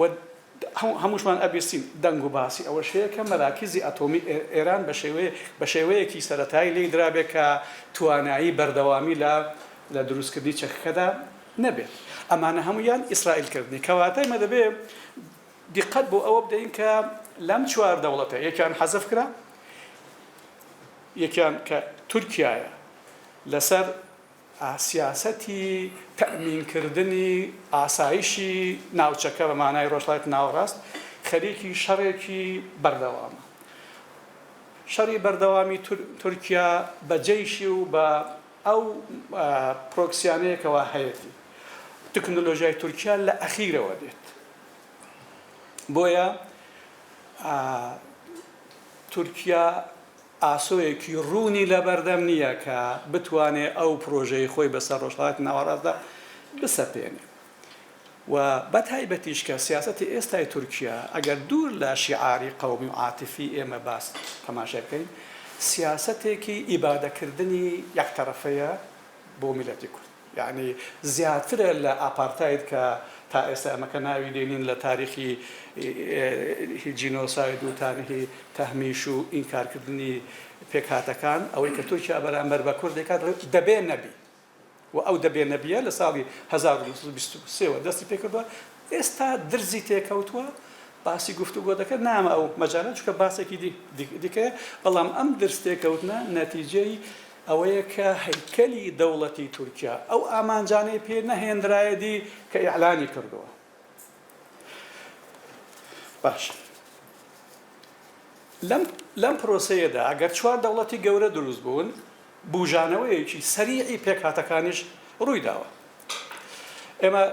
یەکەمین شێوەی پێکهاتەکانمان لە عێراق بینی کە ئەوە 20 و شتێک ساڵە تێیدا دەژین تەنیا کورد شیعە سوننەکەمێ خۆی جوڵاند تەفرت و ناکرا شارەکانی نەمان و ئێستا لە بێکەسی و لە بێ سەرۆکی و لە بێ پرۆژەیدا دەژین و شیعەی عێراق لەو پەڕی سەرکەوتندا ئێستا جەبهەکەیان شکاوە بۆیە ئەوانیش لە بەردەمی شکانن کە دکتۆر باسی کرد و ڕۆژانە گوێمان لێ بەڵام پێکاتەکانی تر کە لە سووریا ئێستا دایانبینی وێ دەچێت ڕەنگاوڕەنگی پێکاتەکانی سووریا زۆر لەوە تۆختر بێ کە ئێمە لە عێراق هەمان بوو ژمارەشیان زیاترە من یەکەباری خۆم زانیاریم تا یەک دوو مانگی پێش ئێستا بەم شێوەیە لەسەر پێکاتەکانی ناو سووریا نەبوو ئێستاوە دەبینین بێزگە لە عەلەویان ئەجا دووەمیان دروست دێن کورد زۆر بەهێزن کاگ ئیسماعیل ڕەشید لێرەیە پێشنیار دەکەم یەکەمین قسەکەری دوای ئێمە ئەو بێ بەوەی کە زانیاریەکان ڕاستکاتەوە و ئەو پێکاتانە ئێستا ئەو تەسریحاتی کە دەیدەن ئەو خۆنەمایشکردنی کە دەیکەن ئەوەی کە دەوڵەتی مەرکەزی ناتوانێت خوونیان کەوێ نیشانەی ئەوەیە کە بە ئاسانی ڕازی نابن یعنی ئەو دەمجەیکەوە حکوومەتی نوێی تورکیا شەرع دەیەوێت بیکە هاوڵاتی بەو دەنگ مەکە سەر ناکرێ لەوە زیاتر من قسە لەسەر داهاتووی ئەوێ ناکەم دکتۆر ئیشارەی با بڵێن ئاماژە هەر بەو قسەی دکتۆر سەردارەکەم کە کۆمەڵێک دەوڵەت بەمانەی دەوڵەت داڕمان و پاش ئەوە لێکەوتەکانیشمان بینینەوە عێراقا سووریایە لوبنانە سۆڤێتە ئەوە لیبیایە ئێستا ئێران کە دەوڵەتی یەک لەو دەوڵەتە چوار دەوڵەتەیە کە گەشیان کردبوو هاتبوونە پێشێ ئێران خۆی لە بەردەمی هەڕەشەی ئەوەدایە کە بڕۆخێت لەوانەشە نەڕۆخێت جارێ باسەکەمان باسی هەندێک نییە بەڵام زۆر نزیکە زەحمەتە ئێران لە ژێرباری ئەو شەڕە قورسەی کە لە ساڵی 1970 جارێ دەستی پێکرد بەڵام لە 2003 لە سنوورەکانی یۆرانەوە تا ئاخرین دەوڵەتی باکووری ئەفریقیا شەڕی دەکرد و تەدەخل دەکرد ئێستا هەموو هێزەکەی کشاندوێتەوە ناو ئێران خۆی ئەگەر شتێکی وەک مابێ لە ناو عێراق یان یەمەن لە حدودی ڕاوێژکار زیاتر نینە و ئەوانەی کە فارسی دەزانن و متابعە بکەن مناقەشەیەکی زۆر قرس لە نێو نخبەی یا عسکەری و سیاسی خودی نیزام لە ئێران لە دوای شکاندا هەیە کە ئەوە نیشاندا وەزعیان کارێکی وەزعیان شەپڕێەوە کارێکی ئاسان نییە کە هەروە بە ئاسانی لێی دەرچنەوە بۆیە جارێ ماوە مەبەستم لەو قسەیان لە بەردەوامی ئەوەی کە پێم گوت چیرۆگەوەیە کە ڕوودا و ماون کە ئێمە لە دوای ئەوان نەتیجەی لەسەر هەڵبێنجین بەڵام لەو چوار دەوڵەتە تاکە یەک دەوڵەت توانیوێتی وەکو زلهێز خۆی بسەلمێنێ ئەویش ئیسرائیلە ئیسرائیل بۆ ئێستاوا بەڕاستە و خۆی دەربڕینی خۆی ڕوون دەکاتەوە بەرامبەر بە دووبارە تەنزیمکردنەوەی ڕۆژهەڵاتی ناوەڕاست و لەوانیش جا من مەبەست کوردستانە بەرامبەر بە کوردستان بە ئاشکرا قسە دەکات تا ئێستا ئیسرائیل لەگە قسەی کردن لە چوارچێوەی مافی مرۆڤ بۆ غەدەر لێکردنی میلەتێک بووە ئەگەر پەیوەندی لە کوردیشە بێ نازانم چۆن بوو بە هەرحاڵ بە شێوەیەک بوو کە ئاشکرا نەبووە ئێستا ئیسرائیل بووە جیرانی کوردان لەم سیراعەدا یعنی زۆر بە ئاسانی لەو تەغییراتی عەسکەری ڕوودەدا کە ئێستا خودی ئیسرائیلەکان باسی دەکەن و زۆر جەختی لەسەر دەکەن ئەویش ئەوەیە دەبێ خشینێک لە مەنتیقەی دروزەوە هەبێ بەرەو دێرە زۆر و پێیان وایە تەمینی سنوورەکانی ئەوان لەدەست هەر گۆڕانکارێک کە مستەقبەل لە سووریا ڕووبدا بەوە دابین دەبێت یعنی ئیسرائیل لە ناو سووریا بێلایەن نییە بەرامبەر بە دابینکردنی ئەمنیەتی خۆی و هەروەها بەرامبەر بەو پرۆژەیە هەیەی بۆ سەر لە نوێ تەنزیمکردنەوە و داڕشتنەوەی ڕۆژهەڵاتی ناوەڕاست لە ڕۆژهەڵاتی ناوەڕاست سەرباری ئەم تەنەوعە دوو کێشەی سەرەکی هەیە کە کێشەی یەک قەڕن پێشی ئێستانە کێشەی فەلەستینە کێشەی کوردە ئەم دوو کێشەیە هەردووکیان وەکو حەقی بەرابەریان هەیە لە دیاریکردنی چارەنووسی خۆیاندا بەڵام لە درێژەی هەوڵدان لە ماوەی 100 ساڵی ڕابردوودا بۆ دابینکردندا بە تەبیعەتی حاڵ بەو پشتیوانە گەورەیکەوە فەلەستین هەیبوو لە عەرەب و لە عالەمی ئیسلامی جا من گەر وەختەکەم بەش کرد دوای حەزەکەم ئەو ئامارە بڵێم کە چەند دەوڵەتی ئیسلامی ژمارەی موسڵمانان چەندە و ئیتیجاهاتی ناویان چی بوو کۆ چۆن کاری لەسەر فەلەستین کرد کە فەلەستین لە ڕاستیدا ڕوانگاکانیان بۆ ڕزگاری ڕوانگایەکی پێشکەوتن خوازانەی گونجاو لەگەڵ عەسر نەبێت هەر بۆیە کێشەکەیان ئالۆز بوو. ئێمە دوای ڕێکەوتنی ئۆسلۆ بینیمان چۆن عەرەفات لە نۆبڵەوە هاتە ناو ماڵەکەی خۆی بۆ مقاومە و سەرنجام بە هەلیکۆپتەرێک بە شڕ و شەپڕێوی دەرباز کرا و پاش هەفتەیەک شتێک کەمتر زیاتر لە پاریس مرد و چیرۆکی دیارە و دوای ئەو ئەم هەموو شەڕە بەردووی کە ناوی زۆر بە زەرق و بەرقی لێدەنێن لە مقاومەی فەلەستینی لە حەقەدا مقاومە نییە بە ئەندازەی ئەوەی کە ئەم ناسنامەیە مستەقبەلی خۆی ئەو هادیاری دەکات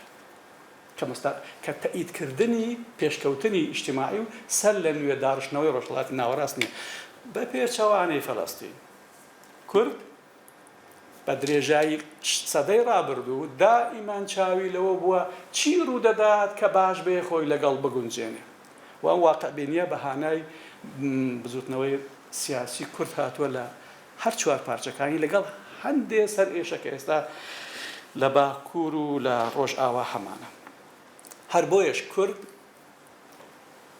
غەزەیان نەبوو بەمانەی مەبەستم میلەتی غەزە نییە، مەبەستم شەڕی غەزەیە. حەماسیان نەبوو کە هەڵگری ئەم هەموو تونند و تیژی و بەرەنگاربوونەوەی بەرامبەر بە پێشکەوتنی کۆمەڵایەتی بە پێچەوانەوە شەڕی دژی ئەو ئیتیجاهیان کرد کە پاشکەوت دەیەوێت ڕەوتەکە بوەستێنە شەڕی دژی داعش و هەروەها ئەو دەربڕین و پرۆژانەی کە کورد بۆ پێشکەوتنی ئیجتیماعی بۆ گونجان لەگەڵ پێکهاتەکان بۆ گونجان لەگەڵ بەهاکانی جیهانی بۆ خۆگونجاندن لەگەڵ مافەکانی مرۆڤ هەیەی ئێستا دەردەکەوێت ئەوەی کە ئێمە لە هەرێمی کوردستان 35 ساڵە بەردەوام دەیڵێینەوە و ئێستا زۆر جار لە ناوخۆماندا بێ ئومێد دەبووین ئیتیجاهات دروست دەبوون دەیانگوت ئەمە بە کەڵک نایە بگەڕێنەوە بۆ توراسی خۆمان بگەڕێنەوە بۆ دابوون نەڕێتی خۆمان. ئێستا دەردەکەوێت ئەوەی کەوا کوردە پارێزی ئەم جیهانەیەکەوە بەهای هاوبەش و توانای پێشکەوتنی کۆمەڵایەتی هەیە. بۆیە لەمە دووە مەبەستم لەو قسەیە ئەوەیە کە کورد کێشەکەی زۆر وازەحتر دەبێ، شەڕەکەی جەبهەویتر دەبێت لە جاران، چونکە ئێستا لەمە دووە قەدەغە نییە کورد لە ڕۆژاوای کوردستان لەگەڵ ئیسرائیل دیدار و گفتوگۆ و نەخشەی هاوبەشیان هەبن. کوردی ڕۆژاوان ناتوانن ئامانجەکانی خۆیان بێن نەدی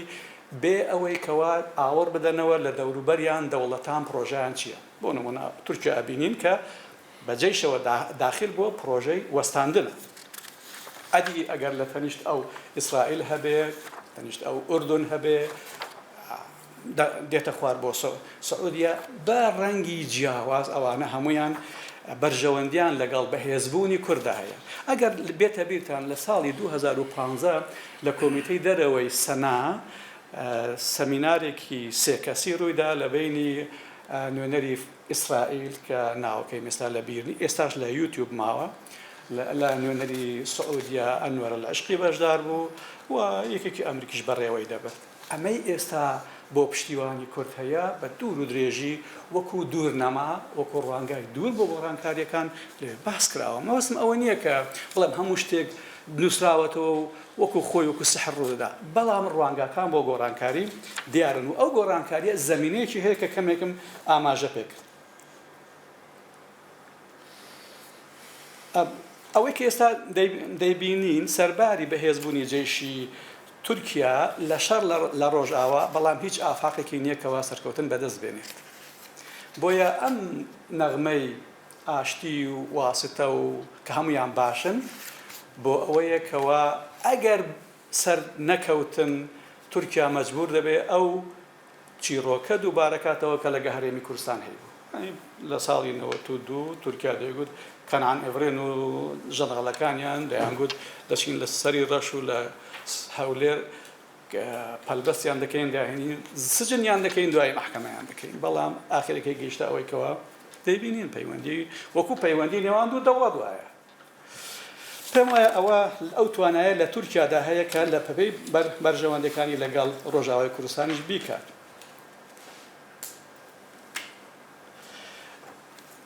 ئەگەر ئەم سیڕای ئێستا بووە بە تورکیا دەیکات و بووە بە میراتگری ئێران لەسەری بەردەوام بێ یعنی نیازی تورکیا ئەوەیە کە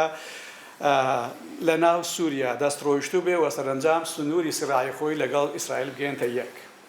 لەو ڕێدا هەرچی کە هاوپەیمانی ئیسرائیل بیانە ئیسرائیل بە بەرژەوەندی خۆی بزانێ لێیان دەداوە ئایا پرسیار ئەوەیە تورکیا توانای ئەو شەڕێ هەیە هەموو ئاماژەکانی کە دەیخۆینەوە لە اقتصادی تورکیا لە جێشی تورکیا لە تەکنۆلۆژیای تورکیا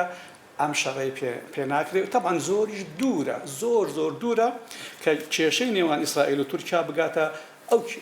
شێوەکەی بگاتە ئەو شێوەیە کە لە بینی ئێران و لە بینی ئیسرائیل هەبوو ناگاتەوە لێدان و شتیوە نابێ بۆیە مەجای سازش و گفتوگۆ وهێنا و دابینکردنی جۆرێک لە بەرژەوەندی تورکیا هەیە بەڵام تورکیا لە بەردەمی گۆڕانە کاتێک بەرژەوەندیەکانی دابین دەبن کە مل بداتە گۆڕانکاری ئەمەیان دەتوان دوای جاب دەمەوە کەوا دەڵێم یعنی شعار نییە ئێستا ئیسرائیل بەپێی ئەو ڕوانگایەی کە بەهێزەکان جێگۆڕکێ بە یاریکەرەکانی ناوچەی دەکەن تیۆری جێگۆڕکەی بەهێزتر ئیسرائیل بەهێزەوە هاتە پێشەی ئێرانی حەزف کرد دەوڵەتانی کە ناومان هێنان حەزفی کردن تەمان دیارە ئەمریکا و ئەوروپاشی لەگەڵدایە سووریا ناتوانێت هیچ چارە نووسێکی هەبێ بەبێ ئەوەی کەوا ئیسرائیل لەسەری متتەفق بێ ئەگە ناتوانێت ڕێگە لە پرۆژەکە بکرێت ئاسکەریە بۆیە ئەو جێگۆڕکەیە کە ئێستا ئەو جێ ئێران بەجێ هێشتووە پرسیار ئەو ئەگە بپرسین کێ پڕی دەکاتەوە یان ئێران یان تورکیا پڕی دەکاتەوە یانە ئیسرائیل بازی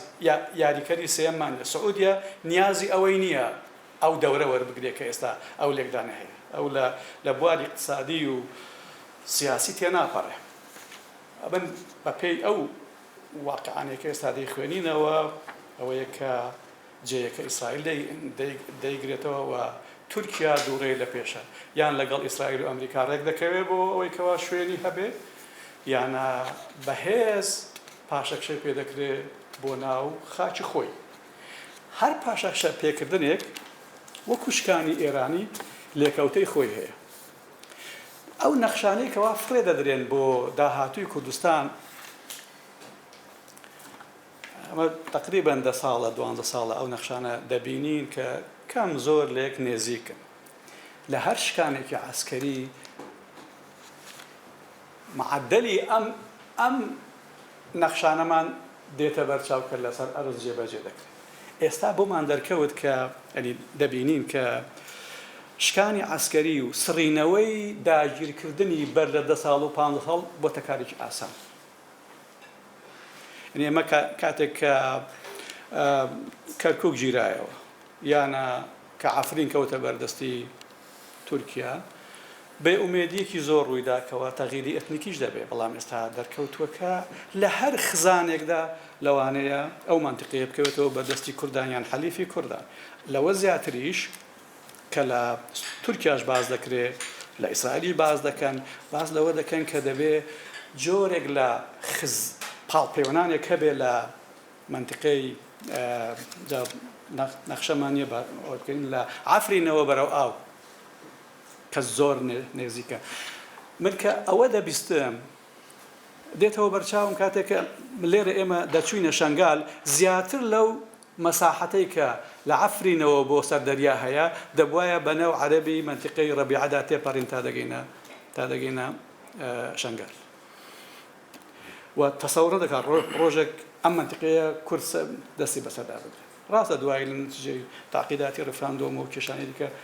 لیان ساندینەوە بەڵام لێسانەوەیەکی زۆر شلە یعنی شتێک نییە کە مستەقبەلی هەبێ هەروەکو کەرکووک ئێستا وردە مەلامەخی دەردەکەوێت لەم سناریۆیاندا وا بە ئاسانی لە دەست عێراق بەتەنێ نامێنێتەوە چکە کێشەیەکی گەورەیە لێرەدا ئەوەی کە من دەمەوێت سەرنجی ئێوەی بۆ ڕاکێشم کە هیوادارم باش بیرم لێ کردبێتەوە لەم تەغییری جغرافیایی لەسەر ئەرزدا کورد دەکەوێتە مەرکەز دەکەوێتە قزگە بۆ چکە وەرەنجەیشێکی هەیە کە شارکەرە چ لە هەرێمی کوردستان چ لە ڕۆژاوە و جەیشێکە کە نەک هەر شارکەرە بەڵکو هاوپەیمانیشی هەیە هاوپەیمانێکە پشتیوانێکی نێودەوڵەتیشی هەیە اینجا ئەم قەزیەیەش کە قەزیەیەکی عادلانەیە کۆتاییەکەی دەبێ هەر بە منتیق وابێ کە جۆرێک لە هەماهەنگی لە نێوان ئەم دوو پارچەی کوردستان و فەسائلی ناو هەرێمی کوردستان و ڕۆژاوای کوردستان دەبێت تەفاهومێک هەبێ تا ئەم ناوچەیە لە ڕووی عسکەریەوە بتوانێت بەهێزتر بێ دووەم بەڕێوە بچێ سێم خەڵکەکەی بژێت ئەم سێ هۆکارە زۆر گرنگن ئەوە جێی بایەخی کۆمەلگای نێودەوڵەتیشە ئی هاوپەیمانەکانیشە هەر ئەوەشە کە تو دەبینی کاتێک کە مەزلوم عەبدی دێتە سەری ڕەش بە هەلیکۆپتەری ئەمریکی دێخۆ بە سیاری خۆی نایەت واوە وازەحە کە تەدەخلی کۆمەلگای نێودەوڵەت چەندە طبعا هەمووتان باسان کرد کە مانەوەی ئەمریکا لە ناوچەکە تەنیا بۆ ئەوە نییە کە هاوپەیمانانی خۆی بپارێزێ بەرژەوەندی ئەمریکا لە نێو واشنتۆن لە بینی دوو حزب لە بینی دوو سەرۆک کە ئێستا ترامپ بردیەوە دەمێکە مناقەشەی لەسەر دەکرێت سەرباری ئەوەی کەوە ترامپ ڕووی لە بەهێزکردنی ناوخۆی ئەمریکادایە بەڵام ئەم بەهێزکردنە کە دوای خۆیان تەفسیری دەکەن دوور نییە لە بەهێزکردنی نێودەوڵەتی ئەمریکا یعنی قەت بیر لەوە ناکەنەوە کە ئەمریکا لەو جەبهانەی کە بەرژەوەندیەکانیان دەپارێزێ پاشەکشە بکات ئێستا گەرمترین جەبهەی کە ئەمریکا باز دەکرێت چی لەگەڵ دەکات ئەو جەبهەیەکەوە کورد بەڕێوەی دەبن چ لە ڕۆژاوای کوردستان چ لە هەرێمی کوردستان و ئەمریکا لەگەڵ هەردووشیان هاوپەیمانە بۆیە ئەو سیراعە ڕاستە هەمووی لەسەر خاکی کوردستان نییە بەڵام خاکی کوردستان و دەوروبەری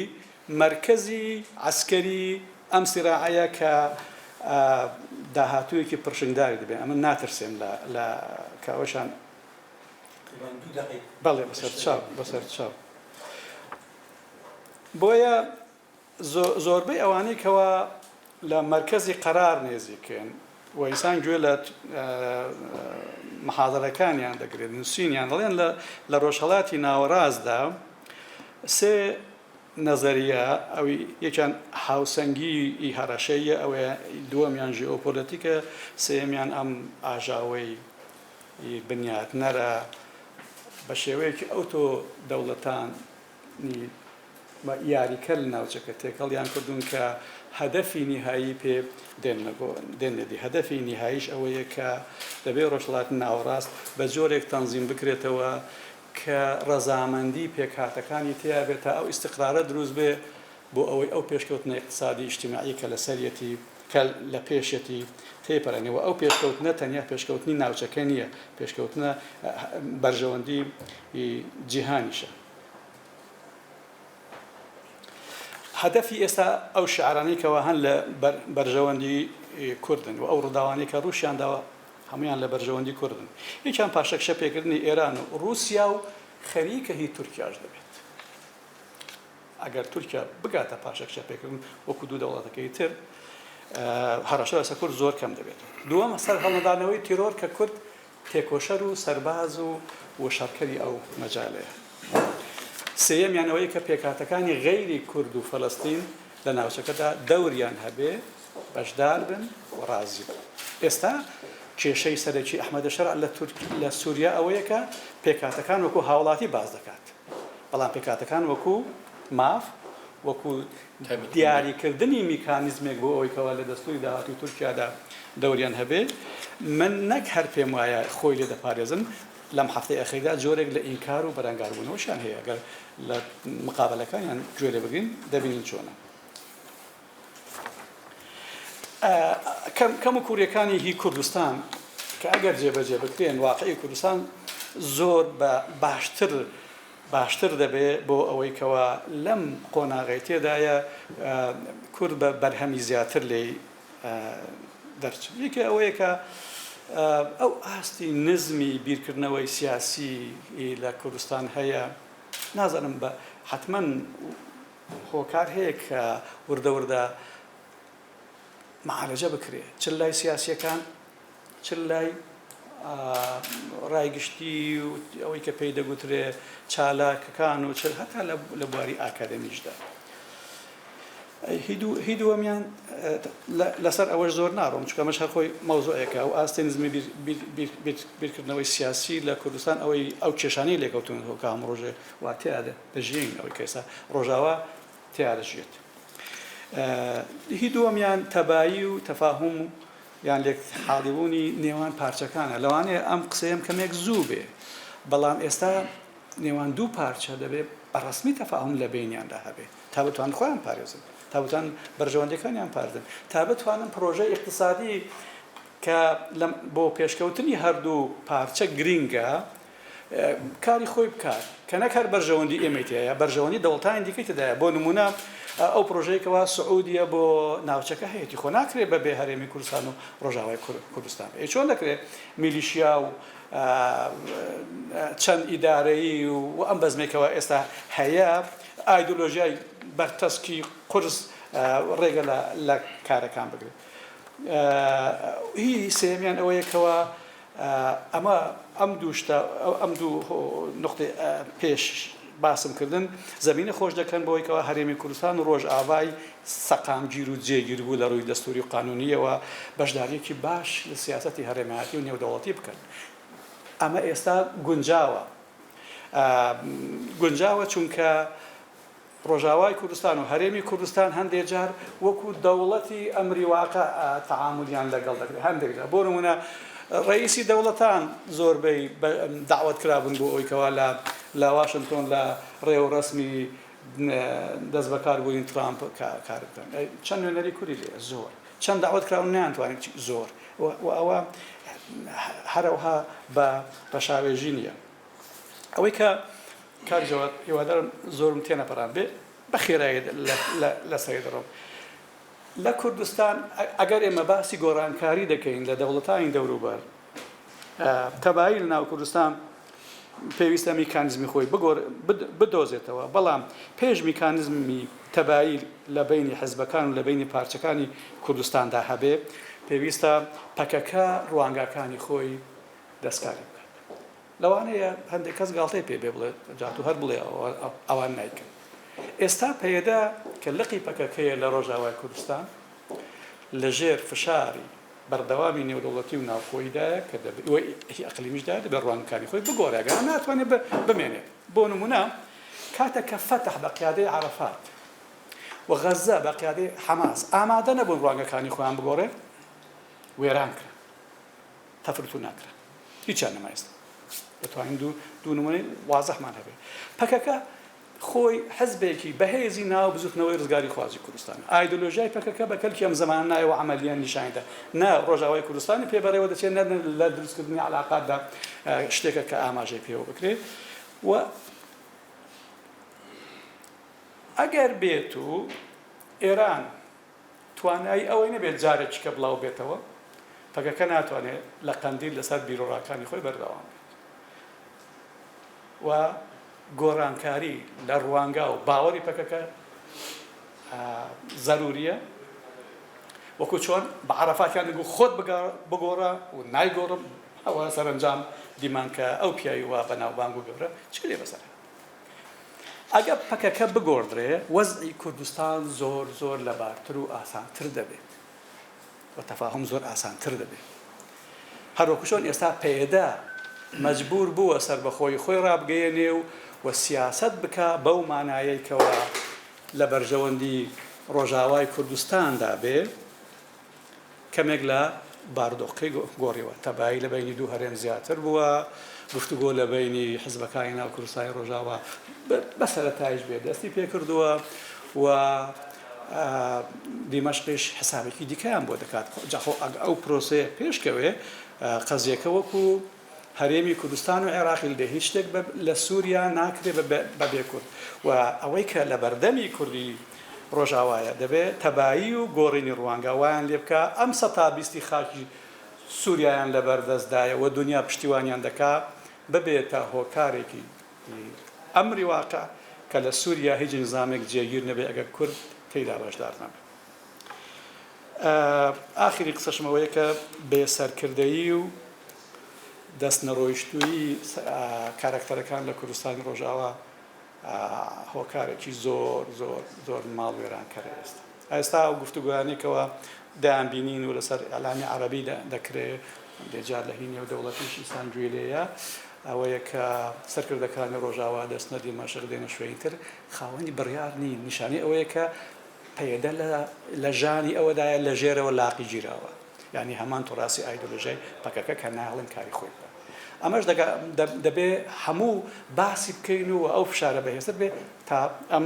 قۆناغەش تێپەڕێنن دەنان ناکرێت بەبێ سەرکردە و بەبێ سیاسەتمەداری دیار کوردستانی ڕۆژاوا بە هیچ بکات طبعا ئەگەر ئەو گلەیانە یان ئەم کەم و کوریانە لەسەر پەیدە هەیە ئەنا کەسەش کە هەموو هێزەکانی دیکەی غەیری پەیدەی تێدایە کەم و کوری لە سەرکردایەتیاندا لە جمۆجۆڵیاندا لە تەسیریاندا یەک جار زۆرە ئەوە بەوە پینە ناکرێ و پاسا نادرێت کە پەیدە ڕێگە نادا ئێمە کار بکەین من داهاتوو ینی واقعی ئێستا ئەوها دەبینم پێم وایە کە دەوڵەتی بەهێز هاتوون ئەم دەوڵەتانە هاوپەیمانی لە بەرژەوەندی خۆیان هاوپەیمانی کوردن و کورد جگە لە قەزیەکەی لە ڕوانگاشی کورد بەمانای بزوتنەوەی سیاسی لە ڕوانگاشی نەک موافقی گۆڕانکاریە بەڵکو سەرباز و شەڕکەری ئەم گۆڕانکاریەیەکەوە دنیا دەیەوێت بیکات و ئەوە بە ئاسانی بۆ میلەتێک هەڵناکەوێت پێم وایە ئەگەر 100 ساڵ بێبەخت بووبی ئەم میلەتە لەم قۆناغەدا شانسێکی زۆری هەیە و زۆر سپاسان دەکەم ئەگەر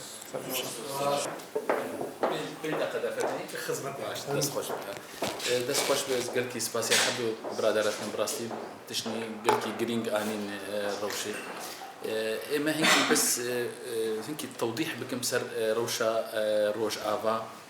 هەنگی بکورتی تەمام گۆردەوە ئاگەی ئێمە وەک ئەنجومەنە نیشتمانی کوردی ئەنە کەسێ 2011 گاوا شۆڕەشە سووری دەست پێ کرد دوێ قۆناغێدە مە ئەنجومەنە نیشتمانی کوردی ئاوا کرد ئەو ئەنجومەن پارتیە سیاسی ئێرەسەنن ئێسا لە 57 وقتێ دەست بکار و سیاسەت و هەمبەری ڕێجیمە ئەسەد و داخوازی ئێ کورداکردن 2013 گرنگیک هەبوو مە ئۆپۆسیۆنا سووری چێبوو شاوێ دانوستەندن دڕەوشا سووری چێبوێ جڤاکە نەفدەولەتی مەدی گرنگیک هەیگە ئەم دانوستەندنێ بە ئۆپۆسیۆنا سووریر بکەن و ئەم ببن بەشە ئۆپۆسیۆنا سووری جبر وێ 2013 مال هەمبەری ئەو ئەمانگیا سووری جێبن ئێتیلاف القوى الثورة المعارضة السورية سوري وشاغي 122 دولتي جيهاني اعتراف بكر ام وك انجمان ام درباسي ويبون قال لك دي كومندي جرينج هاتن نمذكرين دنا بينا ما اوبوسيونا سوري ده لسر ما في ملة الكرد انه قضيه ملة الكرد السوري قضيه وطني دفي تشارسريك عادل جيربي دانين ملة الكرد قال لك استانجيدي تنه او بروجي بحق ملة الكرد هاتيسن دفي بيراكن افتش قال لك ما لسر ودفي اعترافك دستوري بما في ملة الكرد بفيد الدستوري السوريا بي امسر رنج دولته او امانج هي ائتلافه اپوزيوني دو ام ب نافنديا ادارينه لا مركزيه اداري اما وك انجمن اجتماعي كردي مغونا ام بلا مركزيه سياسي فيدرالي سوري دولته قالك بيك هاتن نتون سيستما فيدرالي او بترج شرسيه سوري دويده ده وك اوبوزيوني او ماف دامه دوي دوكومنت ده انه ام وك انجمن اجتماعي كردي ام نبن لا مركزيه اداري رنا ام لا مركزيه سياسي فيدرالي ام تخوازن او يعني برشاك جوي دوكومنت ده جوي اتفاقيه ده انه ما فدان ما انه وك انجمن اجتماعي كردي ما في وي وناف خلكي سوري دو ناف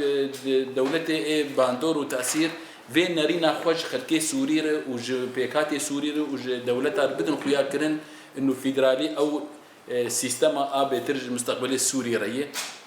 جبر ويتش غيد ما يعني دوكومنت ما باش كرن ده حزار و شكو او جفاتي ايجل جنيف تشيبون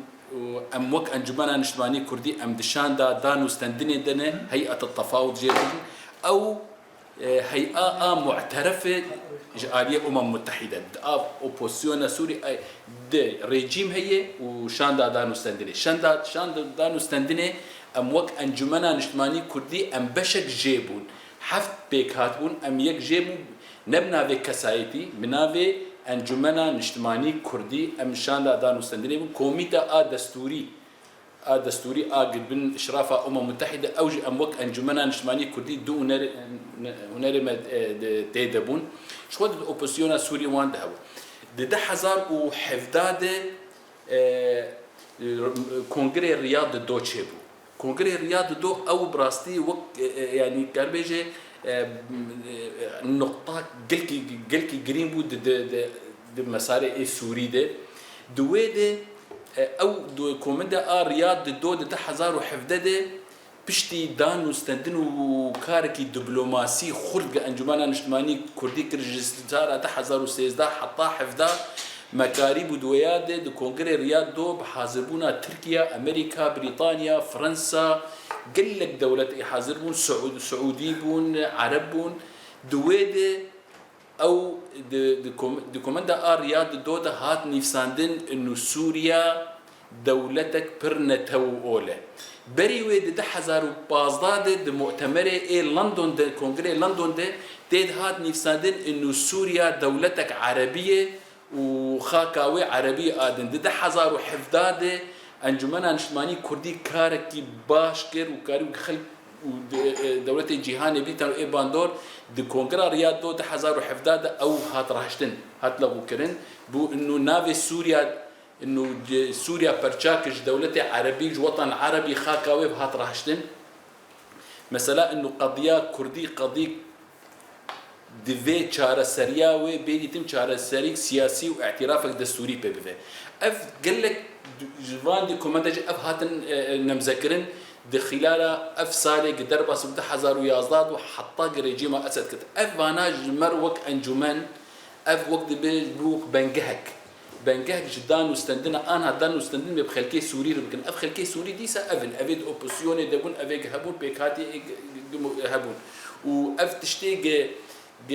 هات نمذكرين دبن سربشتيا جواكا ناف دولتي دي انه ريجيما اسد هات روخاندن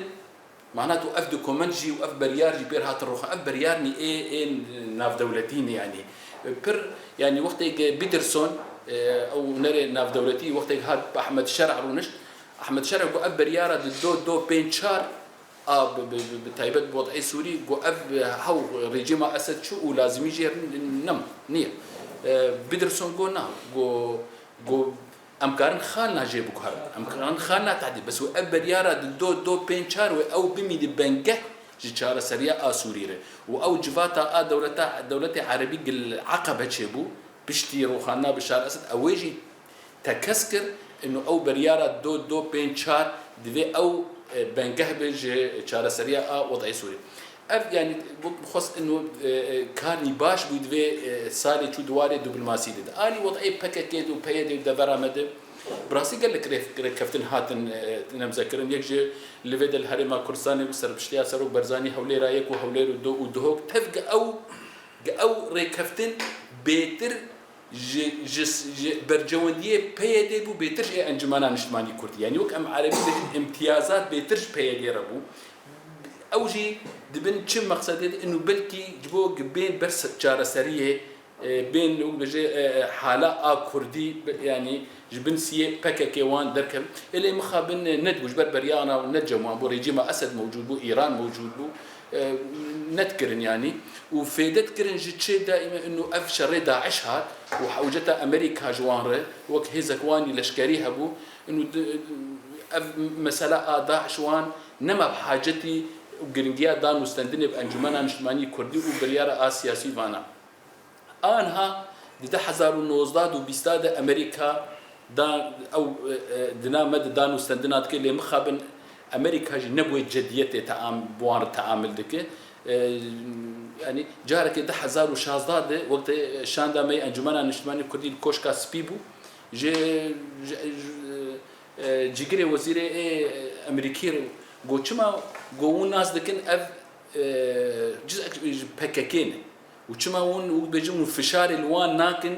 وفشار الوان ناكن خوش بكاكي قطبكن وفقرن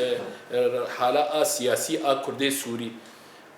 امريكي بو ام فشار الوان دكن بس ام فشار الزياده الوان بكن وهرجم روسيا وهرجم روسيا ودفج بن كنترول ماي امريكي ودركب انا كاد دما داوود كرت ما بيك دقه ما انا كا دروشا سوري بشتي 11 ديسمبر روخنا بشار اسد روشك نهات قول قاندن امجي دخوازن ام كاربن وان اف ريفبريا ابي دي اهي جش بككي قد براستي بككي او كردستان سوري روج ابا كنترولتك ابدا كنترول سري سدي ست بككيتك فأمت خوازن أنا نما بو مطلبة أنجمان أنشماني كردي أنا أمريكا بيجن وأنا ولاتي عربي بيجن وأنا أحمد الشرع بيجن وسوري بيجن وتركيا بيجن إنه باكاكيت بي جو بقرة دفري أخوة أف أنها حتى فيدق أمت خوازن أم وك أم أنجمان أنشماني كردي حالة سياسية أم باش قابني أف جواك أنا في دولتي دي خلق انجمن كردي رازين تش سوري بن تش تركيا تش دولة عربي بجبر انجمن برولك سياسي دبلوماسي بزد ناف خلقي سوري دو مكونات سوري دو ما في ملت كرد عكسي بيدي وباكك ام خوازن او هيزا الجموان هبه ام فيدي جوي هيزي بكن جبر هيزك الجمت هبه ودحالات سياسي بهفربه تتبي وك هيزك وقوت انها محاولاتني جديده بن وخاصة سروق برزاني فيراد بي وشان دو مظلوم عبدي ودكتور حميجي شو جمد مظلوم عبدي وشان دا انجمنا نشماني كردي ان هالفيدي دول قل سروق برزاني بو يعني كاركي جديد بي انه بلكي كارب مظلوم عبدي وقصدي كارب خوش بككي هنكي يوك بيجي بدأ بحرين بككي دسوردانا وي لكردستان سوري ونخاصم انكا بروجيا نابنا تركا وعبد الله اوشلان هي وبلكي جياني ركفتنا جي وبلكي نيزيك دمك نيزيك عبد الله اوشلان زنداني دركبه او دركته او ركفتن وتشني بتشيبون وهنكي روشا باكيكي قلكي قلس بتشل الهريمه كردستاني وتشل لسوري به انا محاولاتني جديده بانه قصده كارب دسورلانا باكيكي جنافخه ضعيف بك جيم بك درخينه وآدن جاجوي مهم جرينتر إنه كان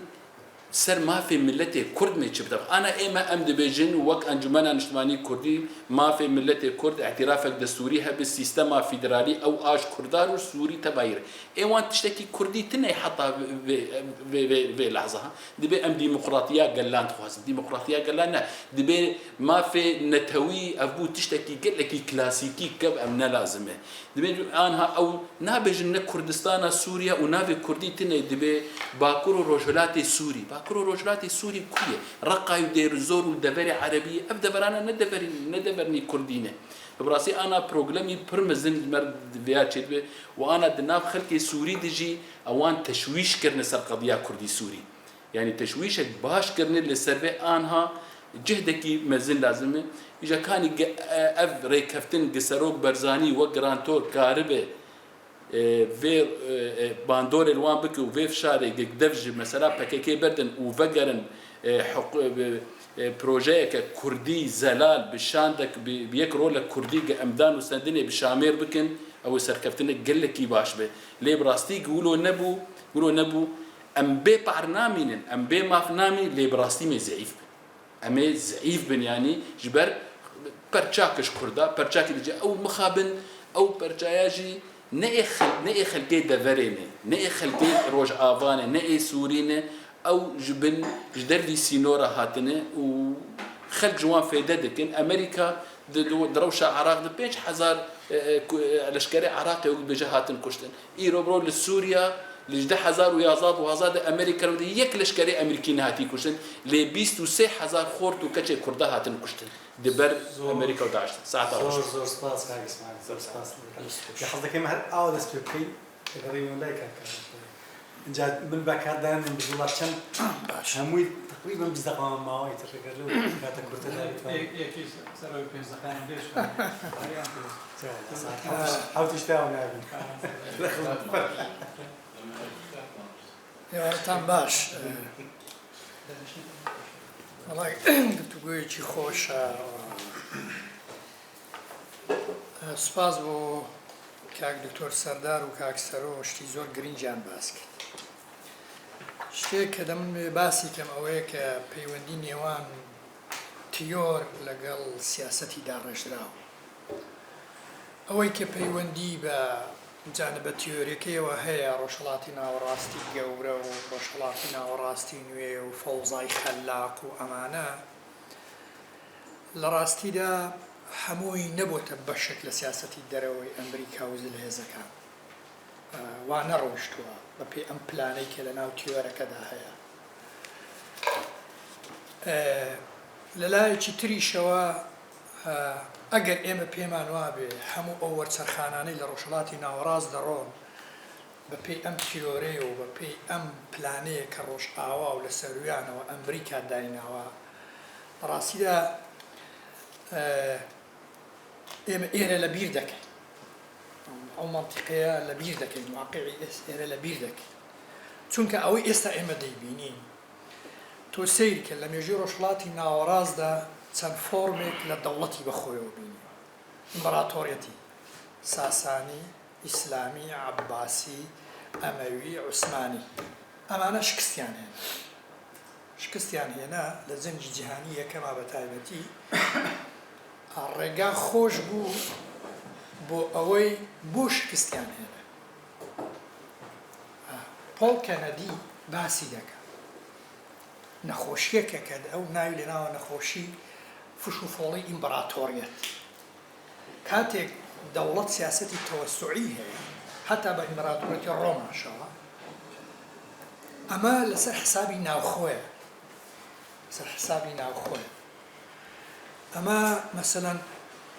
لە ئێران ئەم سیاسەتە تەوەسوعی کە بینیمە خەڵک لە تاران هاواری دەکرد ئێمە لوبنانمان بۆ چێ بابە نانمان دەوێت ئەمە لە ئیدارەدانە پارەی دەوێت لە جانبی ئەمنی ئیدارەدانی دەوێت لە ڕووی اقتصادیەوە بۆیە بەشێکی ئەوەی کە ئەو ناوی لەناو فش و فۆڵ ئیمپەراتۆریەت وەکو چۆن ئینسان قەڵاو دەبێت دەڵێ لە نەتیجەکەی لەناو خۆیدا تووشی مشکیلە دەبێت بە هەمان شێوە پۆڵ کەنەدی باسی دەکات دوای ئەوە ڕێگا خۆش بوو بۆچی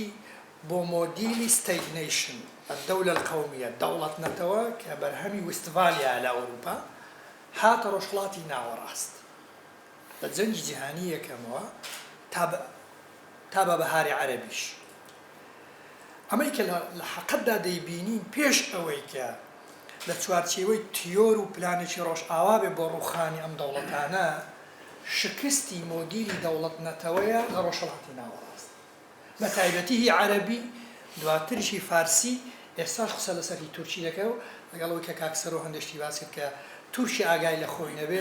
ئەم مۆدیلە لە دەوڵەت نەتەوەی تورکیش وەکو چۆن ئیمپەراتۆریەکەشیان شکستی هێنا تووشی کێشە دەبێت بۆ ئەم مۆدیلی دەوڵەت نەتەوەی ڕۆژهەڵاتی ناوەڕاست شکستی هێنا ڕێک مۆدیل ئەوەی کە شەرعیەتی لە ناسیۆنالیزم وەردەگرت دیسان لە بنەماکانی دەوڵەتی مۆدێرن و دیموکراسی دوورکەوتەوە ناسیۆنالیزمی بێ دیموکراسیەت تۆتالیتاریەت بەرهەم دەهێنێ فاشێت بەرهەم دێت هەروەها ئەوەی کە لە ڕووی مەسەبیشەوە شەرعیەت لە مەسەب وەردەگرێت مەسەڵەن ئێران خەریکە ئەویش شکست دەهێنێت بۆیە ئەوەی کە ئێستا ئێمە دەیبینی کاکسەرۆژ لە وتارێک باسی کردبوو خەریکە ئێمە دەکەوینە نێوان چوار پایتەختی دەوڵەتی ئیسلامی بەو مۆدیلە کە ئێستا سەرچاوی شەرعیەتی دەوڵەت نەتەوەکانی دەور و پشت لە مەسەلەی ناسیۆنالیزمەوە گۆڕاوە بۆ مەسەب لەلایەکەوە سونی و لەلایەکی شێوە شیعی بەردەوام نابی ئەگەر ئەم دەوڵەتانە خۆیان نەگۆڕن کەواتە دەبێت ئێمە ئەو واقعەش ببینی ئێرە ببینی ئەگەر میلەتانی ئێرە لەسەر بنەمای دیموکراسی لەسەر بنەماکانی دەوڵەتی مۆدێرن کە مەسلەی موەسسەساتە کە مەسلەی ئەوەیە کە تۆ ممکنە سووریا ئینکاری لێ بکەی کە وڵاتێکی فرەنەتەوە مەسەبە گەلێک لێت و هەویەی پێ نەدەی ئەمە ئیتر ئەمە فەوزاکە ئالێ بدا ئیتر ئەو فەوزا خەلاقەی کە زیاتر کۆندۆلیزا ڕایز باسی کرد و نیو کۆنسێرڤاتیڤەکان هێنانە پێشەوە لە ڕاستیدا بەشێکی بوو بەشێک بوو لەوەی کە شەرعیەت بدەن بە تەدەخول بە تەدەخولی ئەوانەی باسییان کرد لەوێ محافزە نوێەکان وتیان بەکارهێنانی هێزی سەربازی بۆ بە دیموکراسیکردنی دەوڵەتان ڕەوایە دوای وەکو فۆکەیاما وتی ممکن نییە دیموکراسی لەسەر باڵی فڕۆکەی سەربازی بگوازیتەوە بۆ وڵات تا بێ لە ناو خۆدا ئیشی لەسەر بکە بەڵام فەوزا لەوێ ڕەبتی کەینەوە بە گەلی کوردستان و نەتەوەی کورد تاریخ پێمان دەڵێ فرسەتە گەورەکان بۆ کورد لە فەوزا و لە حەرب دەهاتۆتە ئارا جەنگی جیهانی یەکەم و حکوومەتی سلێمانی جەنگی جیهانی دووەم و کۆماری کوردستان کۆتایی جەنگی جیهانی تایبەت بە جەنگی سارد و ئەم قاوارە سیاسی لە هەرێمی کوردستان جەنگی جیهانی دژی تیرۆر و بەهاری عەرەبی و ئەمەی کە هاتۆ ئێستا باسی کیان دروستبوونی کیانێک لە ڕۆژ ئاوە بەڵام لە هەموو ئەو فرسەتە تاریخیانەشدا کە فەوزا و جەنگ لەگەڵ خۆیانە تەبعاً هەنتنکتۆن دەڵێ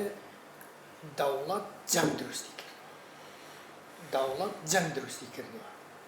بۆیش بۆ ئێمە ئەم حەقیقەتە تا ڕادەیەکی زۆر ڕاستە ئەوەی کە ئێستا شاتۆتە ئاراوە بەڵام خۆ چۆن ئامادەباشی دەکەیت من لەگەڵ ئەوەم کە فرسەت هەیە بەڵام تەحەدیاتیش هەیە ڕاستە بەڵام پەیوەندیت بەشێکی مەسەڵەن ئەوەی کە کاک ئیسماعیل باسی کرد تا ئێستا ڕوئیامان وازح نییە لە ڕۆژئاوا ئەوان ئەوەی کە من تا ئێستا گوێم لە هەموو مقابلەکانی مەزڵوم باسی لا مەرکەزی ئیداری دەکەن ئەوان باسی لا مەرکەزی سیاسی دەکەن ممکن نییە کورد ئێستا بەکەمترە لا مەرکەزی سیاسی لەوێ نابێ قایل ئەمە تاریخ هاتووە وەک بەراز دەڕوا و ئاوڕ ناداتەوە جیاوازی نێوان لا مەرکەزی ئیداری و سیاسی لە چیدا لە مەرکەزی سیاسیە تۆ سوڵتەی تەشریعیت هەیە تۆ سوڵتەی تەنفیزی خۆت هەیە تۆ سوڵتەی قەزایی خۆت هەیە ڕێک کیانێکی سیاسیت هەیە ئەوەی کە لە دەستوری عێراقا ئێمە کردومانە لا مەرکەزی ئیداری نیتە تۆ ناتوانانی لە لا مەرکەزی ئیداریە بڵێ من کیانی سیاسی ئەوەی کە جەناوەت باسی دەکرد ئیکۆلۆژی کۆمەڵایەتی و کۆنفیدرالیزمی گەلان و دیموکراتەتی گەلان ئەمە هەمووی لە ئەفکارەکانی بورای بۆکسینی فەیلسوفی فەڵزەوی ئانارشیستی ئەمریکا ئۆجەلان وەریگرتووە بابە قەزیەی تۆ لە ڕۆژ ئاوا قەزیەی جوگرافیا و نیشتیمان و ناسنامەیەکی نەتەوەی و میلیە تۆ دەبێ لەسەر ئەمەوەدا داوای مافەکانت بکەیت ئەگەر ئەوە نەکەیت بەڕاستیدا ناتوانانی جێگات ببێتەوە لەم فرسەتێکە هاتۆتە پێشەوە و تەدویل زۆر گرنگە ئێستا تەبعاً بەشێکی ئەوەی کە ئێمە وجودمان هەیە ئەم تەدویلە بکاکس ئەوە بەڕاستان بڕیاری 688 ئەم تەدویلەی کە ئێستا لەو بڕیارەکانی ئەنجومەنی ئاسایشی نێودەوڵەتی هەرچەند ترامپ زۆر باوەڕی بەوە نییە بەڵام بەهانامانەوە دێت شەرعێتێکی نێودەوڵەتی بۆ ئێمە بەرجەستە دەکات کە تۆ لێیەوە بتوانی جوڵەی سیاسی و دیپلۆماسی بکەیت لەسەر ئاستی اقلیمی و لەسەر ئاستی نێودەوڵەتی و لەسەر ئاستی ناوخۆش مەسەلەی بەشێک لەو خۆگونجانە بەڕاستی مەسەلەی پەکەکەیە ینی هەموو لایەک ئێستا ئەوروپا ئەمریکا تورکیا ئێستا دوو دۆڵە زۆر کاریگەریان لەسەر سووریای نوێ هەیە تورکیا و ئیسرائیل بەڵام ئەم عۆقە استراتیجیەی کە ئیسرائیل هەیەتی تورکیا نییە بۆیە هەمویان لەسەر ئەوەن کە دەبێ ئێستا کورد سیاسەتێک بکات کە پاکەکە ئەگەر نەشڵی نەمێنێ بەڵام تا ڕادەیەک بچێتە سووڕی متبوونەوە ئەوەی تورکیاش ئێستا ئێمە دەیبینین لە ڕاستی گەمەیەکە بۆ احتیواکردن و گەمارۆدانی ئەو فرسەتێکە بۆ کورد هاتۆتە پێشەوە لەگەڵ ئەوەی من ئەوەش دەبینم لەوێ سیاسەتێکی دانراو نییە کە بۆ مامەڵەکردن لەگەڵ قەزیە کوردی لە باکوور بەڵام تێگەیشتنێک لە عەقڵی سیاسی حاکم لە ئەنقەرە دەبینی کە ئیتر لەم مەنتیقەیەدا میلەتێکی 30 ملیۆنی وەکو پوتین گوتی ممکن نییە بێ قەوارەیەکی سیاسی بێبەش لە سوڵتە لە مەنتیقەکە ئیتر بەسەر بچێت یعنی خوێندنەوەکان ئەو ئاماژەشی تایە کە تەمەنا دەکەین وا بێت هەر هەمووی یعنی لە چوارچێوەی تیۆرێکی موامەرە نەبێ بۆ مەسەلەی احتیواکردنی قەزەی کوردی لە ڕاستیدا ئەوە زۆر ڕاستە کە ممکن نییە ئیسرائیل لێ بگەڕێت سووریای نوێ لە ئێستا و داهاتوودا وەکو جاران ببێتە مای هەڕەشە بۆ تەلەر دیزایانی سووریای نوێ دەبێت ئێمە ئەوە لە بەرچاوی خۆماندا بنێین کە بەبێ ئیسرائیل ناکرێت و تورکیا کاریگەری هەیە بەڵام تۆ سەیری ئەو پەیامانەی مەسەلەن دوو وەزیری دەرەوەی ئیتحادی ئەوروپی دێن پەیامێک بە دیمەشق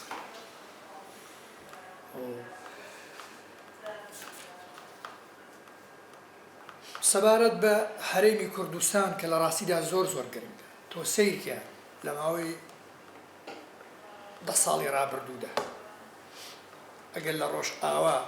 ئەو هێزە لەوێ نەبە ئەو حدودە بەنسبەت هەرێمی کوردستان و ئارام دەبوو ئەگەر ئێمە لەم بەرەوە نەباین ئەم حدودە بەنسبەت ڕۆژ ئاواوە ئارام دەبوو بۆیە هەردوو لا بۆ یەکتری دەبێ واسەیەکەن کە قوڵای استراتیژین بۆ یەکتر بۆیە تا دەکرێت براگماتیانە دەبێت پشتیوانی یەکتری بکەن بەڵام پرسەکە زۆر یعنی لە فۆرمێکی ڕۆمانسیانەدا بەنەتەوەی نەکرێ باشە یعنی نارەتەی نەتەوەی یانەوە ئیتر هەندێشتی ئاوا دەبینی نە ئێمە پێویستمان بۆیە کە بە شێوەیەک ئێستا سیاست بکەین کە ئەوەی کە ئەوانش بیریان لێ کردوتەوە لە هەمووی گرنگتر ئێستا طبعا من پێم وایە وای دەبینم خوێندنەوەیە یعنی معلومات و ئەوانە نییە بەڵام ئیسرائیل و ئەمریکا ئەوروپاش یعنی ئەگەر بەجددی ئیشی لەسەر بکرێت بە فیدرالی بوون و سووریا قبوڵ دەکەن ئەمە بخرێتە چوارچێوەی دەستورێکەوە و ئاعترافێک بە کیانێکی سیاسی لە ڕۆژ ئاوا بکرێت ئەمە زۆر گرنگە چونکە زۆر جاری تریش باسم کردووە ئەو ئاعترافە دەستوریەی کە لە دەستوری عێراقدا بۆ ئێمە هەیە وای کرد ئێمە لە هەندێک تەحەدیاتی گەورە و سەرهەڵدانی خەتەری وجودی بۆ سەر هەرێمی کوردستان بە تایبەتی لە دوای ڕیفراندۆمە مەحافیزیان بۆ کەرکووکدانەوە بەسەوە بوو ماکرۆن بە حەیدەر عەبادی گوت بە پوتینی گوت ئەمە ئەترافی دەستوریان هەیە دەبێ بمێننەوە بۆیە بۆمانەوە بۆ وجود ئەم ئەترافە دەستوریە زۆر گرنگە پێویستیشە لەسەر ئامراز و ئالیەتی هاوبەش ڕێک مەسەلەن ئامرازەکانی خۆیان یەخن ئامرازی سەربازیان هەیە مەسەلەن لشکری ڕۆژ هەیە و لێوەش هێزێکی کاریگەر و فعالەیە هەوڵدن یەکی بخەن ئامرازێکی دیپلۆماسی یەکگرتوویان هەبێ بەڵام هینیشی تایە یعنی تەحەدیاتیشی تێدا چونکە ڕاستە معادلاتی هێز گۆڕاوە بە تایبەتی ئێران لە پاشەکشەدایە بەڵام دەبێت ئاگاشمان لەوە بێ لەگەڵ ئەم وەرسەرخانانە ڕەنگە بە تایبەتی بۆ سەر هەولێر فشاری تازە لەلایەن ئێرانەوە بێ بۆ خۆم بەش بە حاڵی خۆم تەوەقوع دەکەم کە چونکە ئێستا ئەو بەرانەی تر کە تاران کاریگەری پێ لەسەر ڕۆژهەڵاتی ناوەڕاست و ئیتر ئەمەی سووریا و لەوێشەوە بۆ دادنا ئەمەی نەماوە بۆیە ئێستا ڕەنگە بیهەوێ لێرەوە بە پەیوەندیەک لەگەڵ هەولێر لەگەڵ قامی شلوبیەوێ جۆرێک لە حزوری هەبێت ئێران لاواز بووە پاشەکشەی کردووە بەڵام بەو ڕادەیەش بێهێز نەبووە کە ئێمە پێمان واوێ لە گیان ئەڵڵادایە بەنسبەت سیاسەتی دەرەوەی ئەمریکا و ترامپ ئەوانە بەشێک لە تەحەدیات لەوێوە دێ ئەم پیاوە زۆر بەهاخی نییە بە موەسساتی نێودەوڵەتی بە دیموکراسیکردنی ینی جیهان بە دیموکراسی بکە و لیبرالیزمی نێودەوڵەتی ئەمانە بۆ یەکێک لە وەگەرانە ڕۆبەرت فۆرد کە لە مانتیقە لە چەندین شوێن سەفیری ئەمریکا بووە دەڵێ پێم وایە کە هێزەکانی لە 2025 لە عێراق دەچێشێتەوە لە لەحەزەیەکیش ئەگەری شانەوێزەکانی لە ڕۆژئاوا و لە سووریاش هەیە. ئەمە بە تایبەتی پێشتریش باسم کرد ترامپ چاوی لەسەر خەڵاتی نۆبڵە لە ڕێگای گرێدانەوەی ئیسرائیل بە هەموو وڵاتانی عەرەبی بە تایبەتی لە ڕێگەی اتفاقاتی ئیبراهیمی. دواتریش ئەگەر کۆماری ئیسلامی زەمانەتی مانەوەی سیستەمەکە و ڕژەمەکەی وەربگرێ و لە چوارچێوەی دیبلۆماسەتێکدا مساوامەیەک لەسەر مەلەفینەوەوی بکرێ، یعنی سیاسەتی دەرەوەی ترامپ بۆ ئاراستەیەدا هەندێک جوڵە دەکات زابووی دەچێتە سەریاننا، بەڵام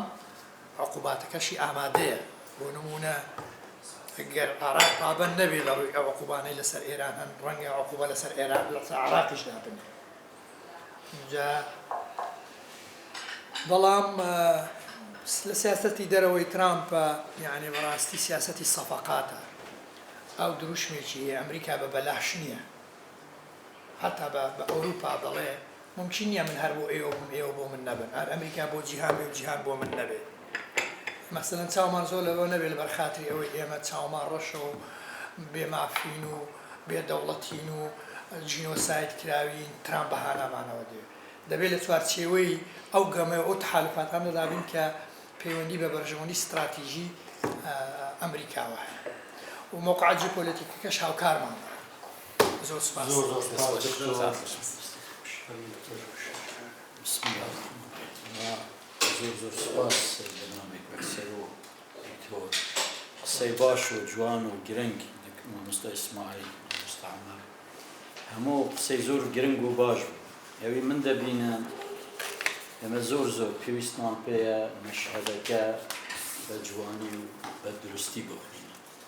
قراءەی درست و معادلات و مەشهەدی سیاسی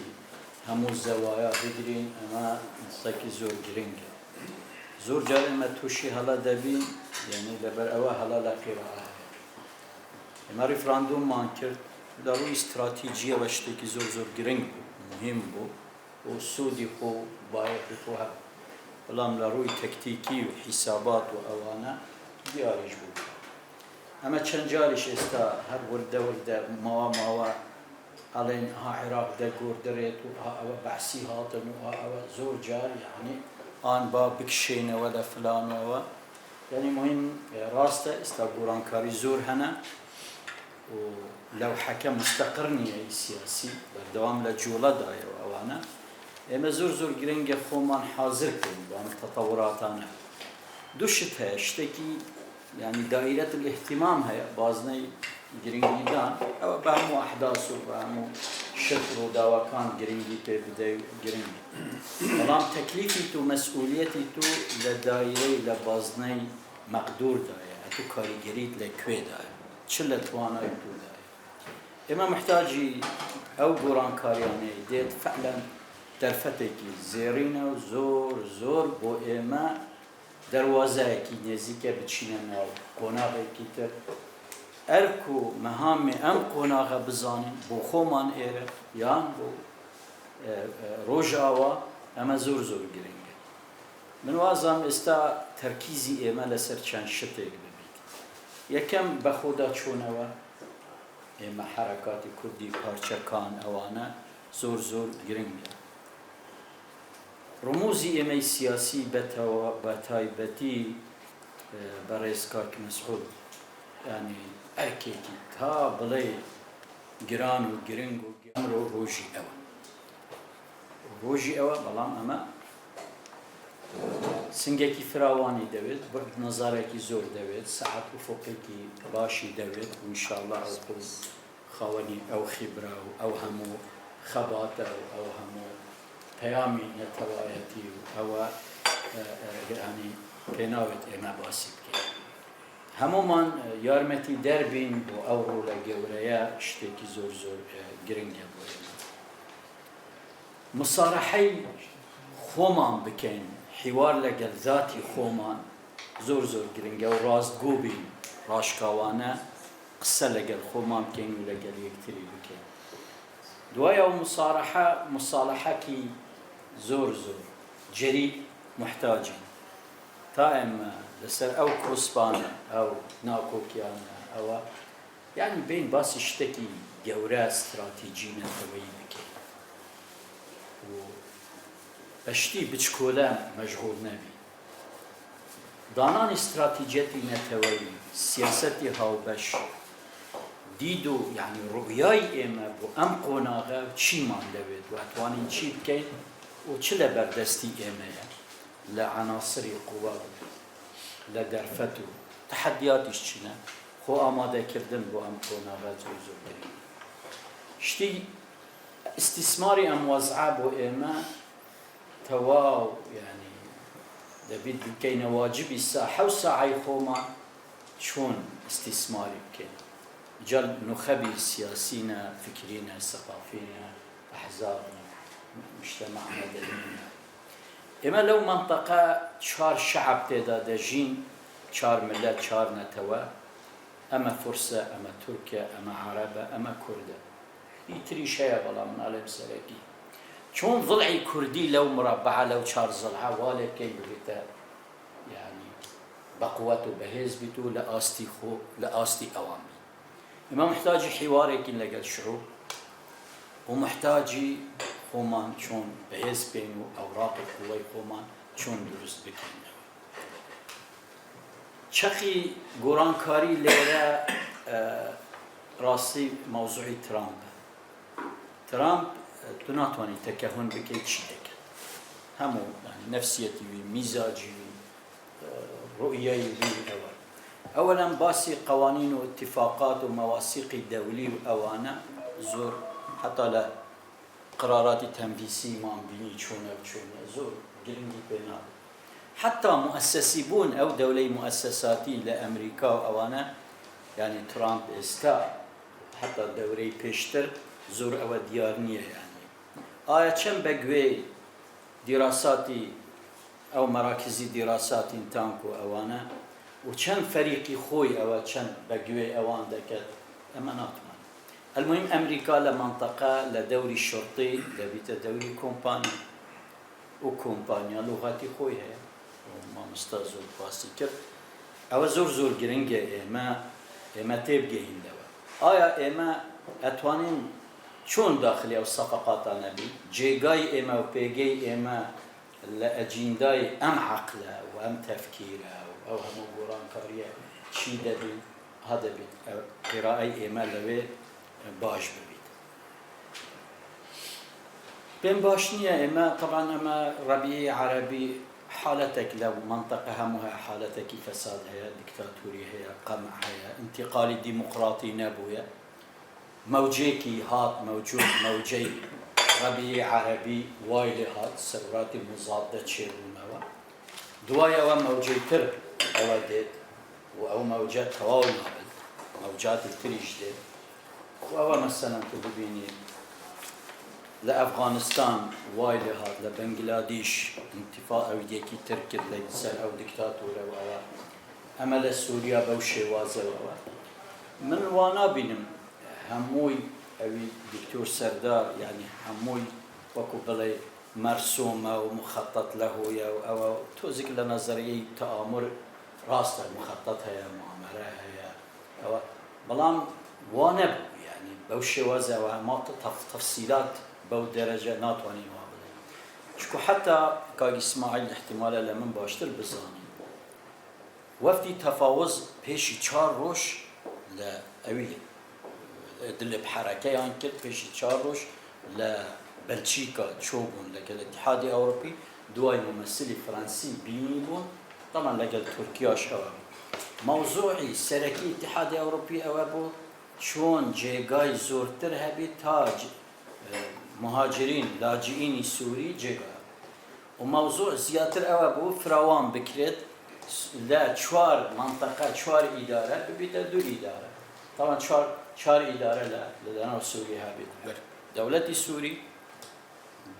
أوي إدلب مقاطعي إدلب لقل أوي جيشي وطني أوي مقصدة ولهمو يان باشتر أوانا إدارة ينكر بشهادي أوانا مراقبي دولي وأوانا أم أوي إدلب بو خلفية خرافة شو أوي يعني أواب وابو إما لقى تركيا كانت خارجية جناب أمين دارب يعني دانش أنا بدي بخو أقام عندنا فقط أو توزك بين ريفي حلب أو أنا إدلب هو حلب وأنا خواني شوي أنا قلت ما أبد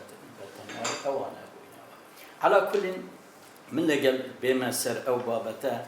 يعني حالتك استدرس بويا منش باورنا كم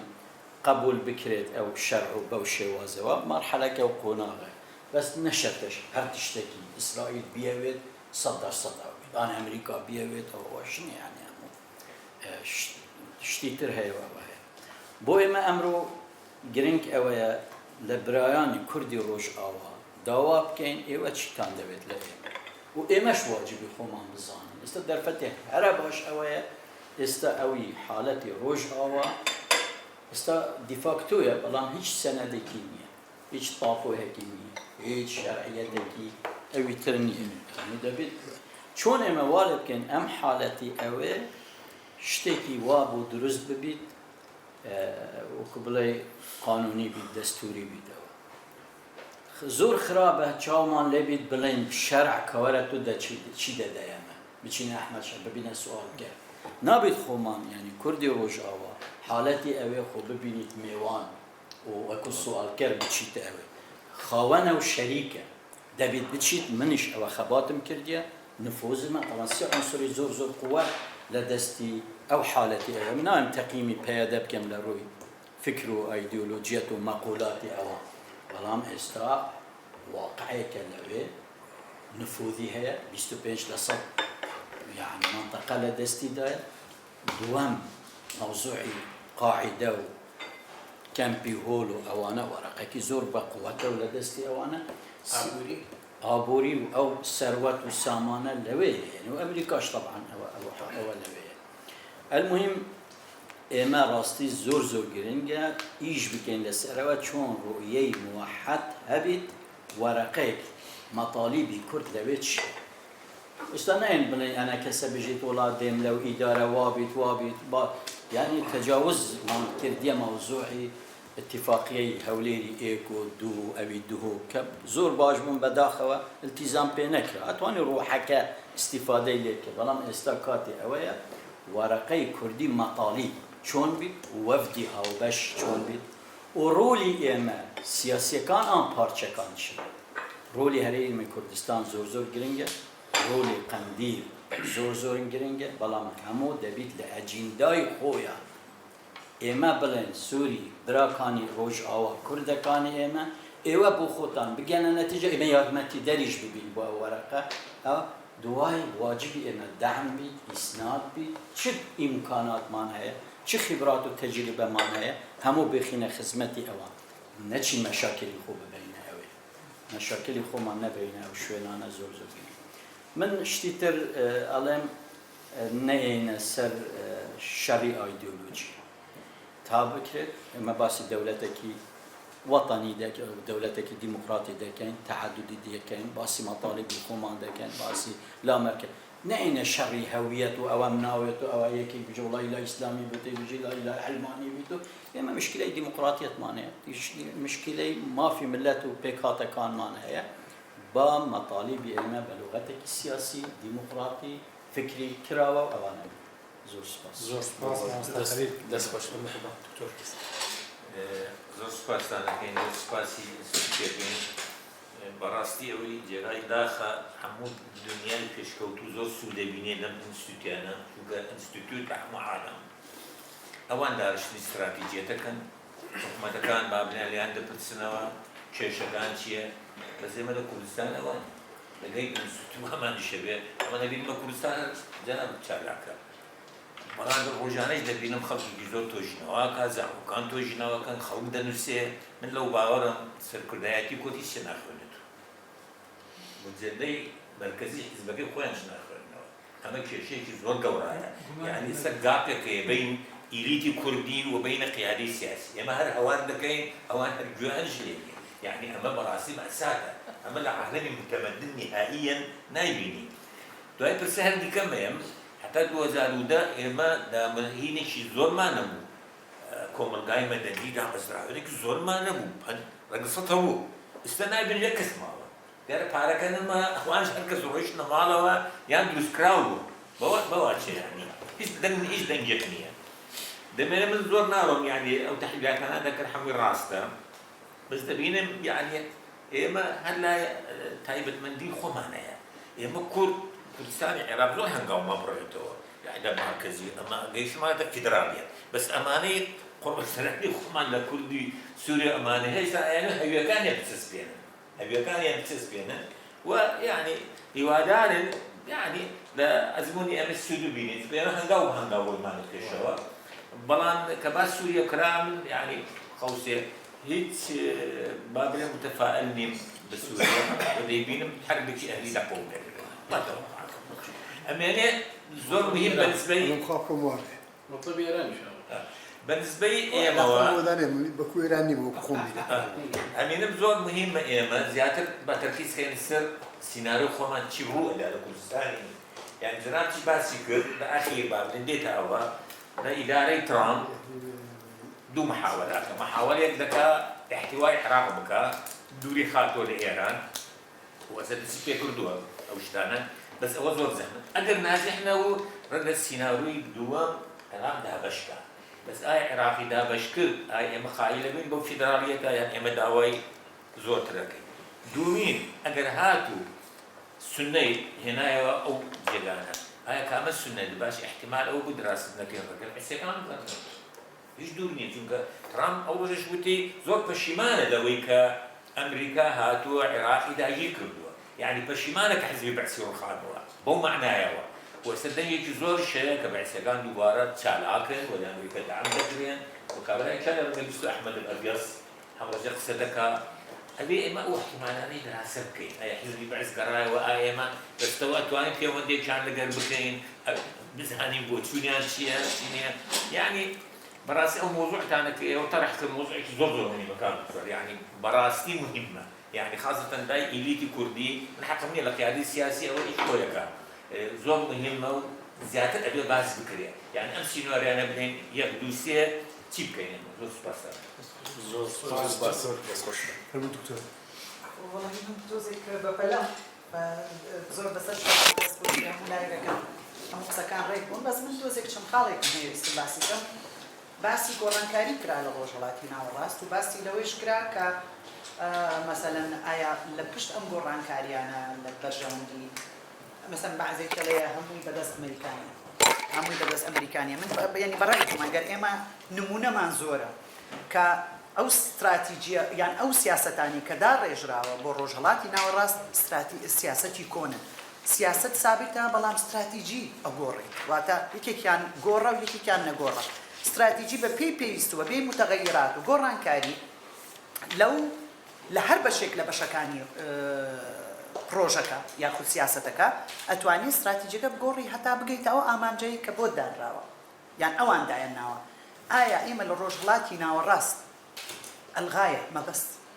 مەبەست لەم هەموو گۆڕانکاریانە یەک ئەبێ ئەمانە بیر لەوانە بکرێتەوە پێشەوەی من بێم بڵێم چی بڕوویداوە و بۆ ڕوەدا. دوو ئایا تۆ لەو معادلەیە چەند خاوەن هێز و توانیت کە گۆڕانکاری ئایا أنت ضمن دائرة المصالح أو المتغيرات واتە من لێرە کورد طبعا من في يكسر هاتمەوە سەر کورد خۆ فڕیم لەبەر کاتەکەم کورد لێرە يعني بەداخەوە بێ ئەو قسەی ڕاستی بکەین ئێمە نە لە دایرەی مەصالحی واتە يعني داڕشتنی سیاسەتەکان و نە ئەو قابلیەتەی گۆڕانکاریژمان هەیە لە ناوێ ئێمە بە پێویست ئەو خواستی قوای متەسارعە قوای عوزما بزانن چیان لەو ناوچەیەوێت هەتا تۆ بە پێی ئەو ڕێگایە بڕۆی بەڵام ئەوەی باشەکە ئەوەی ئەکرێت لە بەرژەوەندی کوردایە یعنی هەرچی گۆڕانکاریەک ڕووی دابێ ئێستا لە بەرژەوەندی کوردایە طبعا بێگومان تۆ ئەو بەرژەوەندی استیفادەی لێکەی ئایا چێ لە خاوەنی لە ڕۆژهەڵاتی ناوەڕاست باسی ئەوە کرا کە چەند وڵاتێکن کە دەستی یعنی بڵێن هێزێکی نەتەوەی یان ئەقلیمی لە ڕۆژهەڵاتی ناوەڕاستن فعلا خۆی ئێران و تورکیایە بەڵام بۆش لەبەرەوەی هەردووشان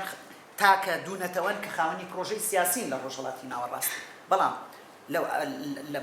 ماوەی ئاخیر بە ڕێژەیەکی زۆر بەهێز و سەریع ئیسرائیل هاتە پێشەوە ئەوەیش بەوەی چیەوە بەوەی یەکشتەوە کە بەوەی سیاسەتی ڕەدعی نەوەویە. ئیسرائیل تاکە وڵاتێکە لە ڕۆژهەڵاتی ناوەڕاست خاوەنی سیاحی نەوەویە، بەڵام ئەگەریش باسی نەکرد بێ، ئەگەر ئەعلانیشی نەکرد بێ، بەڵام خاوەنی ئەو سیاسەتەیە ئەو سیلاحەیە. ئەوەیش وای لەوە کرد کە ئێران بچێتە ئەو خانەیەوە کە دەستی باڵای سووریا لەسەر ئێرانەوە بێ، بەڵام من قەت لەگەڵ ئەوە نیم کە ئێران بڕوخی، یعنی ئێران بەرەو ڕوخانە ناڕوە، ئێران بەرەو ئیعادەی هەیکەلە و جەدوەلەی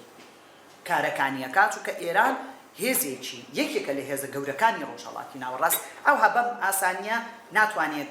خاصەتەن باڵەکانی ئێران ئەگەر ملاحەزە بکەین ئەماڵێن حەماس و غەیرە حەمانە هەمووی باڵەکانی ئێرانن، بەڵام ئەمانە بە ئینگلیزیڵی they been used بەکارهێنران بۆ ماوەیەک و خەڵاس. ئەوانە بڕۆن دەموچاوێکی تازە، شێوازێکی تازە بێتە بێشەوە بتوانێت زیاتر خزمەت. طبعاً ئەوە لە چیەوە دەستی پێ کرد؟ لە قاسم سولەیمانیەوە دەستی پێ کرد کە کابرایان خستە بەرەو ڕووی ئیعلامەوە کە دەرچوو بزانە ئەو کوژرا. فەئەمانەی تریش عینەن شت بەڕێی خۆمەمە هەمووی ئێران ئاگدارە لەو شتانە، شتەکان بە تایبەت دش بە ئەو ناکرێ، بەڵام لە بەرژەوەندی چیایە ئێمە بێ بەرژەوەندیەکان خوێنینەوە زیاتر وەک لە کاردانەوەکانی. ئایا تورکیا مەسلحەتی تورکیا لەم ناوەڕاستە چییە؟ یەک مەسلحەتی تورکیا مانەوەی هەرێمی کوردستانە لە بناوچێ، یەک تەسیری ڕاستە و خۆ لەسەر ناشنال سکیوریتی یان ئەمنی قەومی تورکیایە بەڕاستە و خۆی، بەڵام ئایا بوونی بە دەوڵەت تەسیری هەیە بێگومان، چکە جیۆپۆلیتیکسی ناوچەکە هەموویە گۆڕێت. بوونی کورد لەو ناوچەیە خاصەتەن کە تۆ دراوسەیەکت هەیە خاوەنی پرۆژەیەکی هیلالی شیعی و فکری شیعیە، لە لایەکەوە تۆ ئەو وڵاتانی دەوروبەرت هەمووی لەو ژێر ئەو بارە يعني بيرو بوتشوني ولاية الفقيه. طبعا من نقطة باس كم لسه ولاية الفقيه. إيران تصديري فكر أكان نك فكرة، يعني استقربروي ولاية الفقيه نمونينية لجيانش كان نابي لدى صلاتي أوادر شيء، بلام فكرك يعني بيرو بوتشونك وكو أيديولوجيا بو أو بلاغونوي أم بيرو بوتشونا لو ناوشي زور جرينجا. فلو حالتها إيران لەلایەکەوە بیر و بۆچوونی ئایدۆلۆجی ویلایەتی فەقیهش بڵاو بووتەوە لەم ناوچەیە، جگە لە پەروباڵی ئێرانە کە لێدراوە، ئێران هیچ لە مەسلحەتی خۆی نییە پاڵپشتی ئەم لایانە بکا کە خۆی پێشتر پاڵپشتیەکردن، لەبەرەوەی کارتەکەیان سووتا من بە دوای دەموچاوی حتا بە حەشتی شیعیشەوە، من لەگەڵەوە نیم کە پاڵپشتی حەشتی شیعی بکە یاخود وای لێ بکە، یعنی هانی بدا چکە صریح العبارة باسی کردوتی من حتى ئەگەر هەڵیش وەشێت من پەیوەندی بە منەوە نییە، یعنی چی ڕوو ئەدا لە ناو عێراقا.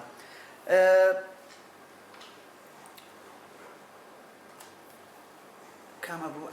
تعدد فعلا لەگەڵ دکتۆر هاوڕام بیر و بۆچوونی فکری نەتەوەیی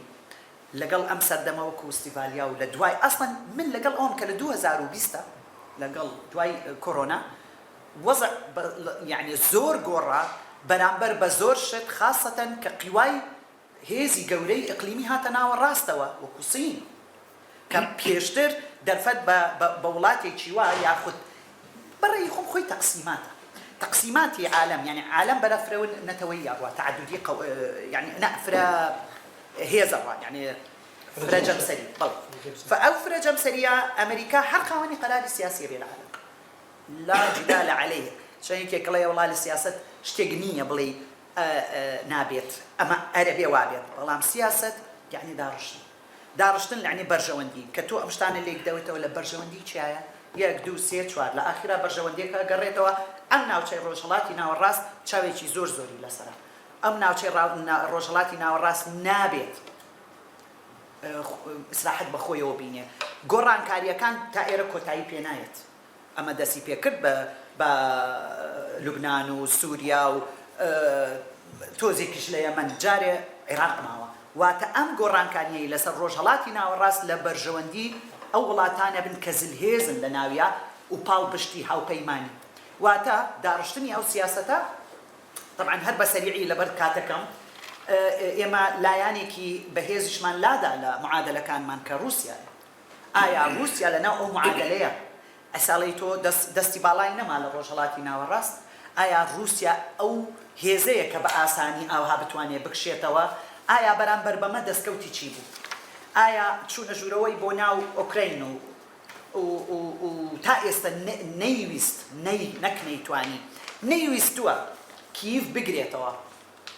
وەکو شار بخاتە ژێر باڵی خۆی ئایا مانە لێکدانەوەی لە بواری سیاسی و لە بواری ناوچەکە چه تەسیراتێکە ئەمە بۆ خۆی محازەرەیەەکە بەس من لەبەر کاتم داوای لێبوردنەکەم زۆر خاڵەتیرشم پێ بەس بەداخەوە یعنی وەختەکەم دەرفەتی ئەوە نەمەیاتێ هیوادارم کاتی زۆرم لە ئێوە بەڕێستان وەرنەگرت پێ و دەستخۆشیشتان لێەکەم بۆ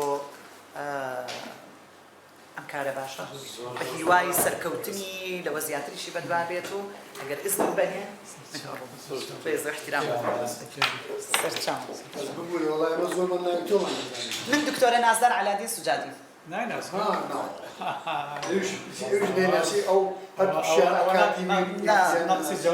لا من دكتورة نازار تخصصا سياسي دولية دكتوراه بالسياسة الدولية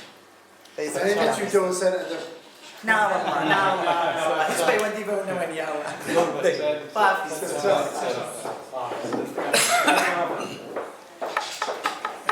دەستخۆشی لە دکتۆر سەردار و کاکسەرۆ و هەموو برادەران بۆ چوونەکانیان جاجا و جیاوازە بەڵام خەم من مناتر فرم بووەکەم لە سوورانەوە هاتوون وتم سەعات شش شتێک دی خۆت خاوەن تۆ ساکە داوای وردنەکەم لەوانەیە کە دوای ساکە منەکە ئیجازە بدەن سەرچاوم زەحمەت فرم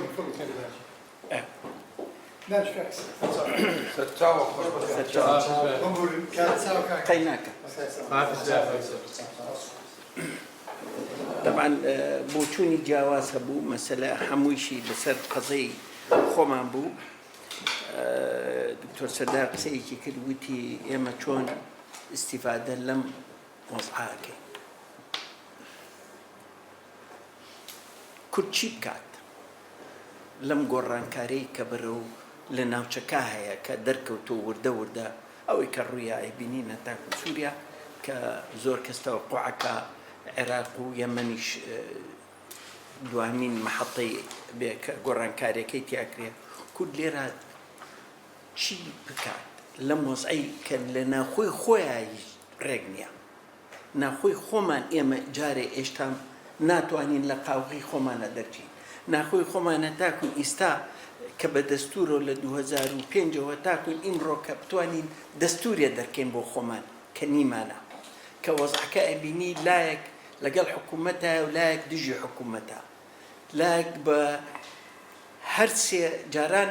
سەدام حوسێن چەپۆکی بەسەر ئێمەوە هەبوو و هیچ دەوڵەتێکیکە نەیوێرە داخلی هەرێمی کوردستان بێ ئیستا تورکیا و ئێران و بەغا چەپۆکی بەسەر هەرێمی کوردستانەوە لە باتی یەک بوو بە سێ چەپۆ جگەل لە چەپۆکی ناخۆی خۆمان یەک بەیەکە لەبەر ئەوەی کە سیاسەتەکەمان بەتونیەکەین سیاست بەڕقەکەین سیاست بە بەرژەوەندی نەتەوەیی ناکرێت لێرە ئەگەر شتێ ڕووبا لە عێراقا ئێمە چی بکەین ئێمە بەشێکە بین لەم گۆڕانکارێ یان وسکو دەبین وسکوتیش بیت لەوانەیە ئێران وەکو زۆر باستان مەترسیە کە ئێران ناوچەکەی ئێمەش کات بە چۆنەڵی ساحەیەک بۆ ململانەی خۆی ئەمە هەمووی سوالە بۆ ئەوی بزانین ئێمە چی بکەین چۆن بەڕۆڕووی بینەوە کاکسەرۆ بەحسی ئاسایشی ناوچەکەی کرد و بەحسی چوار دەوڵەتی کرد کە ئێستا لە هەمویان بەهێزتر ئیسرائیلە و واقعەکە کە هەیە سعودیە لە ئیسلامیکی سونێ تۆخەوە بەرەو ئابووری ئەڕوات و ئەوەش کاڵی کردوتەوە لە دەورەکەیە دەورێکی ئابووری ئەبینێت تورکیا بەهێزەوە هاتوتە ناوە تورکیا و ئێران ململانیان هەیە چێ سەیتەڕی ئەم ناوچەیە بکە سووریاکە لە سووریا هیلالی شیعیان کە بچڕان ئیسرائیل کە هیلالی شیعی بچڕان تورکیا ناوچەکەی قۆستەوە و هاتە ناو سووریاوە و ئەوێ خۆی دەرخا بە قیادەی ئیسلامی سوننا لە باتی سعودیە و ئیسلام لە کاتێکە ئێران خۆی دەرەخست بە قائیدی ئیسلام و وەلەو لە ڕێگای شیعەوە بەڵام حەزێ کرد ئەو قیادەی شیعە بکات ئەمریکا لەم یاریانە کە ئێمە کورد لەنەوە یەکەوەمان پارێزێ تاکوون ئیمڕۆ زۆر کەس قسە بە ئەمریکا ئاڵێ ئێمە تووشی هزارش بووین ئەمریکا وای لێکردین ئەمریکا وای لێکردین بەداخەوە زۆر بیر ناکەنەوە ئەگەر ئەمریکا نەبێ سبەینە هەر سبەینە عەلەمی حەسەن و حوسێن لەسەر پەرلەمان و حکوومەتەکەمان دابێت جەلیل خەیاط دەبێ بە حوسێنیە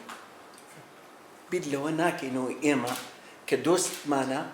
بەڵام ئێبێ ئێمەش خۆمان بگونجێنین لەگەڵ سیاست و بۆچوونی ئەمریکا و غەربە چونکە تەنها دۆستمان هەیە دەرکەوت لەو مەشاکیلانەی بەسەر کورد داهاتووە دەوڵەتە ئیسلامیەکان نییە دەوڵەتە عەرەبیەکان نەبوون کەس نەهات بە هانامانەوە بەس غەرب هات بە هانامانەوە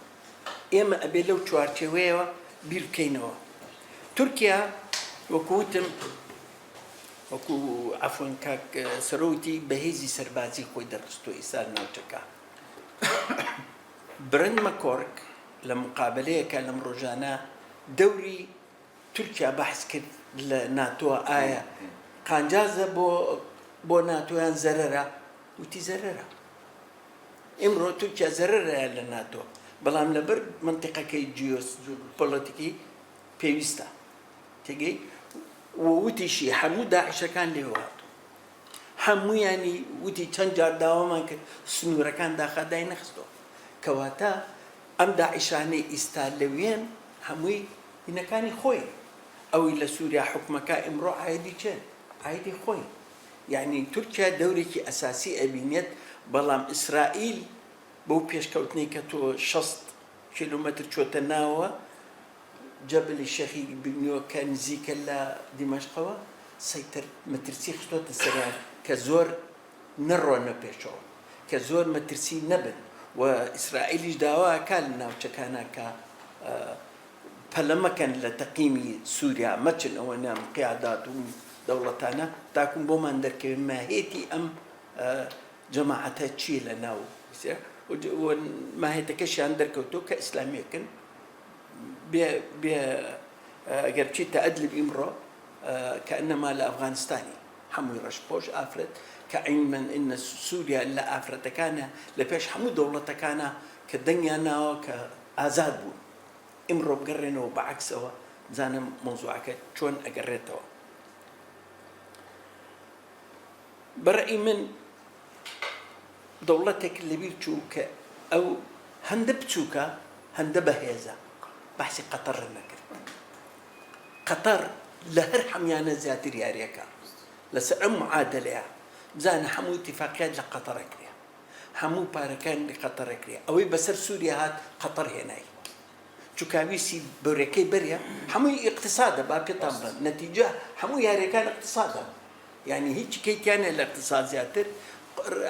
ئەسەد رازی نەبوو بە زەختی تورکیا عەفوەن ئێران چونکە ئەویست خۆی نەوتەکەی خۆی بەرێ نەویستۆ غازەکەی ئەوان بڕە لێرە دەست پێکرا بە ڕووخانی ئەسەد ئەو شەڕە بوو ئەم هینە ئێستا قەتەر خۆی چۆتەوە ناوە بۆی ئەو بۆرێ بڕاتەوە لە ناو تورکیاش رازیە کابرا کە تورکیا رازی بوو ئەمیش رازیە هەموو منتەقەکان لەبەر ئەوە ئێمە ئێستا کە بەحسی قەتەرەکەم ئەبێ ئێمە چوون لەگەڵ ئەم دەوڵەتە بچووکە بەهێزا معاملەش بکەین قەتەر دەورێکی زۆری هەیە ئەبێ ئاگامان لە دەوری بێ ئیسرائیل ڕاستە بەحسی کوردەکە لە هەمشێنەکە بەڵام ئەبێ ئێمە زۆر وریابین کورد ئەوەی یەکێک ناومان بەرێ ئەڵێن ئۆهۆ دۆستمانە خۆشەویستمانە وەکو ئێستا بەحسم کرد لە خوارەوە بەحسی سوودانیم کرد ئایا دۆستمانیان ئاگری بنکایە کەوەری بۆمان نەجنێ لای خۆمان ئەڵێن بە کەوەری بۆمان نەجنێ سوالەکەی لە جەنابەت ئەنەکسە ئەوێ بە سیاست چێتە ناوە یان ئەوێ جێشەکەشی بێتە ناوە پێشمەرگەکانی ڕۆژیش بێتە ناوە کامەی ئەوێت دیواری سیاسی بەس دیواری سیاسی ئەوێت دیواری لەشکێری دێ ئەف پێشمەرگی ڕۆژ پشتی تەفاهم بە قەسەد ببێ تفاهم ببێت بە قەسەد ببێ ڕەوشە زەلال ببێ پەکەکەی دەرکەوێ پێشمەرگەی ڕۆژ ئەوە نابێت دوێت تەفاهما سیاسی دەبێت ئەوە نابێت سیاسەکە ئەبێت ئەوی تران نابێت بۆ ئەوان ئەڵێن ئێمە وەکو پارتی و یەکێتیمان دێت بەڕاستەکەی با بڵێن خۆ هەموو با ڕاستەکان بڵێن چونکە ئەگەر ڕازگۆبی لەگەڵ میلەتی خۆتە لەگەڵ واقعی خۆتە باشەژی تۆ ئەگەر بە سیاسی بچیتە ناوە ئەو مافانەی کە تۆ داوایەکەی و دکتۆری ئاماژەی پیاوە هەموو ئاماژیان پیا بەڵێ لەگەڵتا بەڵام تۆ بتەوێ پەکەکە بڕاتە دەرەوە ئەوە زەختێکی زۆری لەسەر لەگەڵ دەوڵەتەکانی کە لەوانەیە بکشێتەوە پەکەکە بەڵام نایڵن جێشی ئەنەکسە ڕۆژ بچێتە ناوە ئەوە بە نۆکوارەوە دەوڵەتەکانی کەش نایڵن نۆکو هەر ئەگەر قەسەدیش بێ هەسەدیش بیکە ئەو نایەنەوێت من بۆیە ئەو قسەیەکەم بۆی بە وردی بیزانن کە وەزعەکە چۆن ترامپ بێمە سەر ترامپ بە کورتی ترامپ دائیمەن ئەڵێ ئاشتی لە ڕێگای هێزەوە لە مقابلەکانمان زۆر باسم کردووە ئەگەر گوێتان لێبوو بەیاننا قەسدی چییە ئەمە کابرا خۆی مشکی اقتصادیە هەموو ئەزانێت هەموو شتێک بە سەوزە بینە هەموو شتێک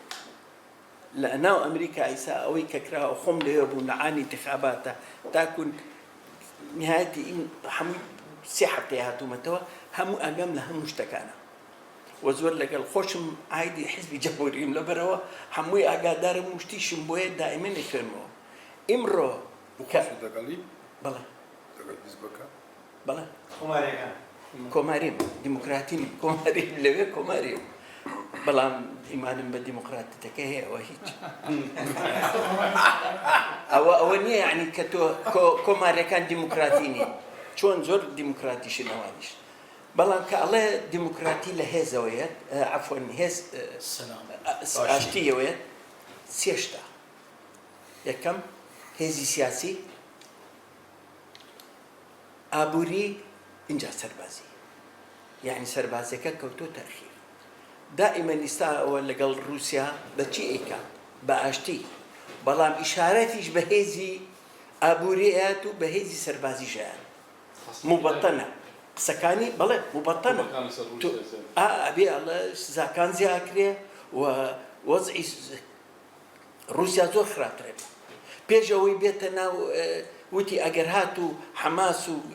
ئیسرائیل ڕێ نەکەون دۆزەخە بێت لە ناوچەکە لە ترسا ڕێکەوتن هەموو بێ ئەوەی ئەو هەر قسەکان فرەیە یعنی ئەو قساناکە بە سیاسەت بەڵام چووکە هێزی هەیە هێزی ئابووری هەیە ئەو ئەگەر گەمارۆ کە ئەخاتەوە سەر ئێران ئەنجارە لە هەموو جارەکانی خراپترە بێتەوە ئەیگەڕێنێتەوە کە 500 میلیۆن 500,000 بەرمیل ئێستا 3.4 لە عانی بایدنە ئەگەڕێتەوە بۆ 500 کەنتریش چونکە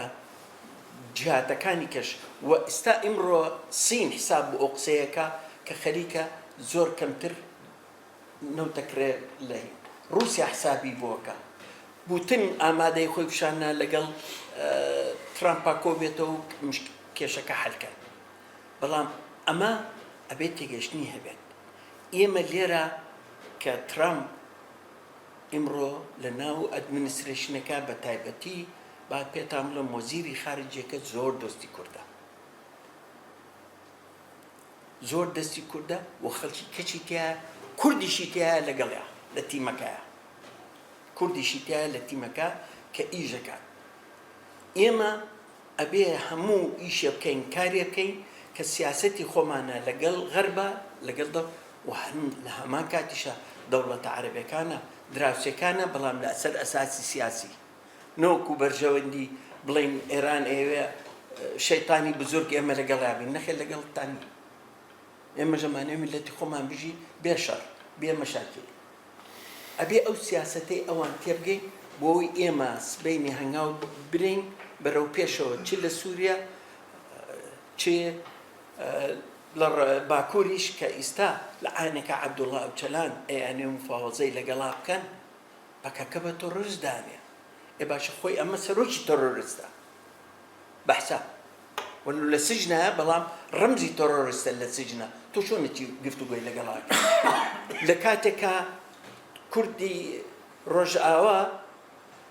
ئەڵێ ئەمانە پەکەکەن و تۆڕۆریستن ئەی باشە تۆ مفاوەزاتی لەگەڵاکەی داوا لەسەر احمد شرع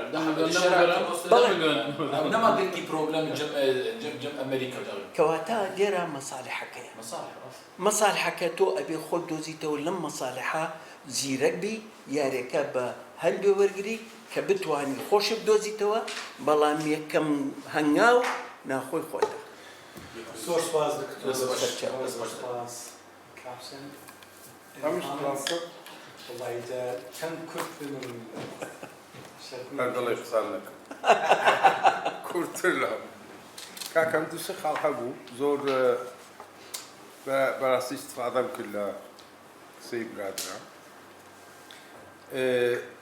یەک شت هەیە نازانم کوردێکی چۆنی بڵام بە ئینگلیسیەکەی دەڵا هەموو دنیای مۆدرن کە ئەو سیاسەتە دەستی پێ کردووە وڵاتان یەک بە دوای یەک گەشەی ئابووریان کردووە ئەو نیە دەموکراسیان جێبجێ کردووە ئەوانە ئەسلێکی فەلسەفی هەیە کە بیناغی سیاسەتی داناوە لەو 100 ساڵی ڕابردووەدا ئەوەش structural uncertainty لە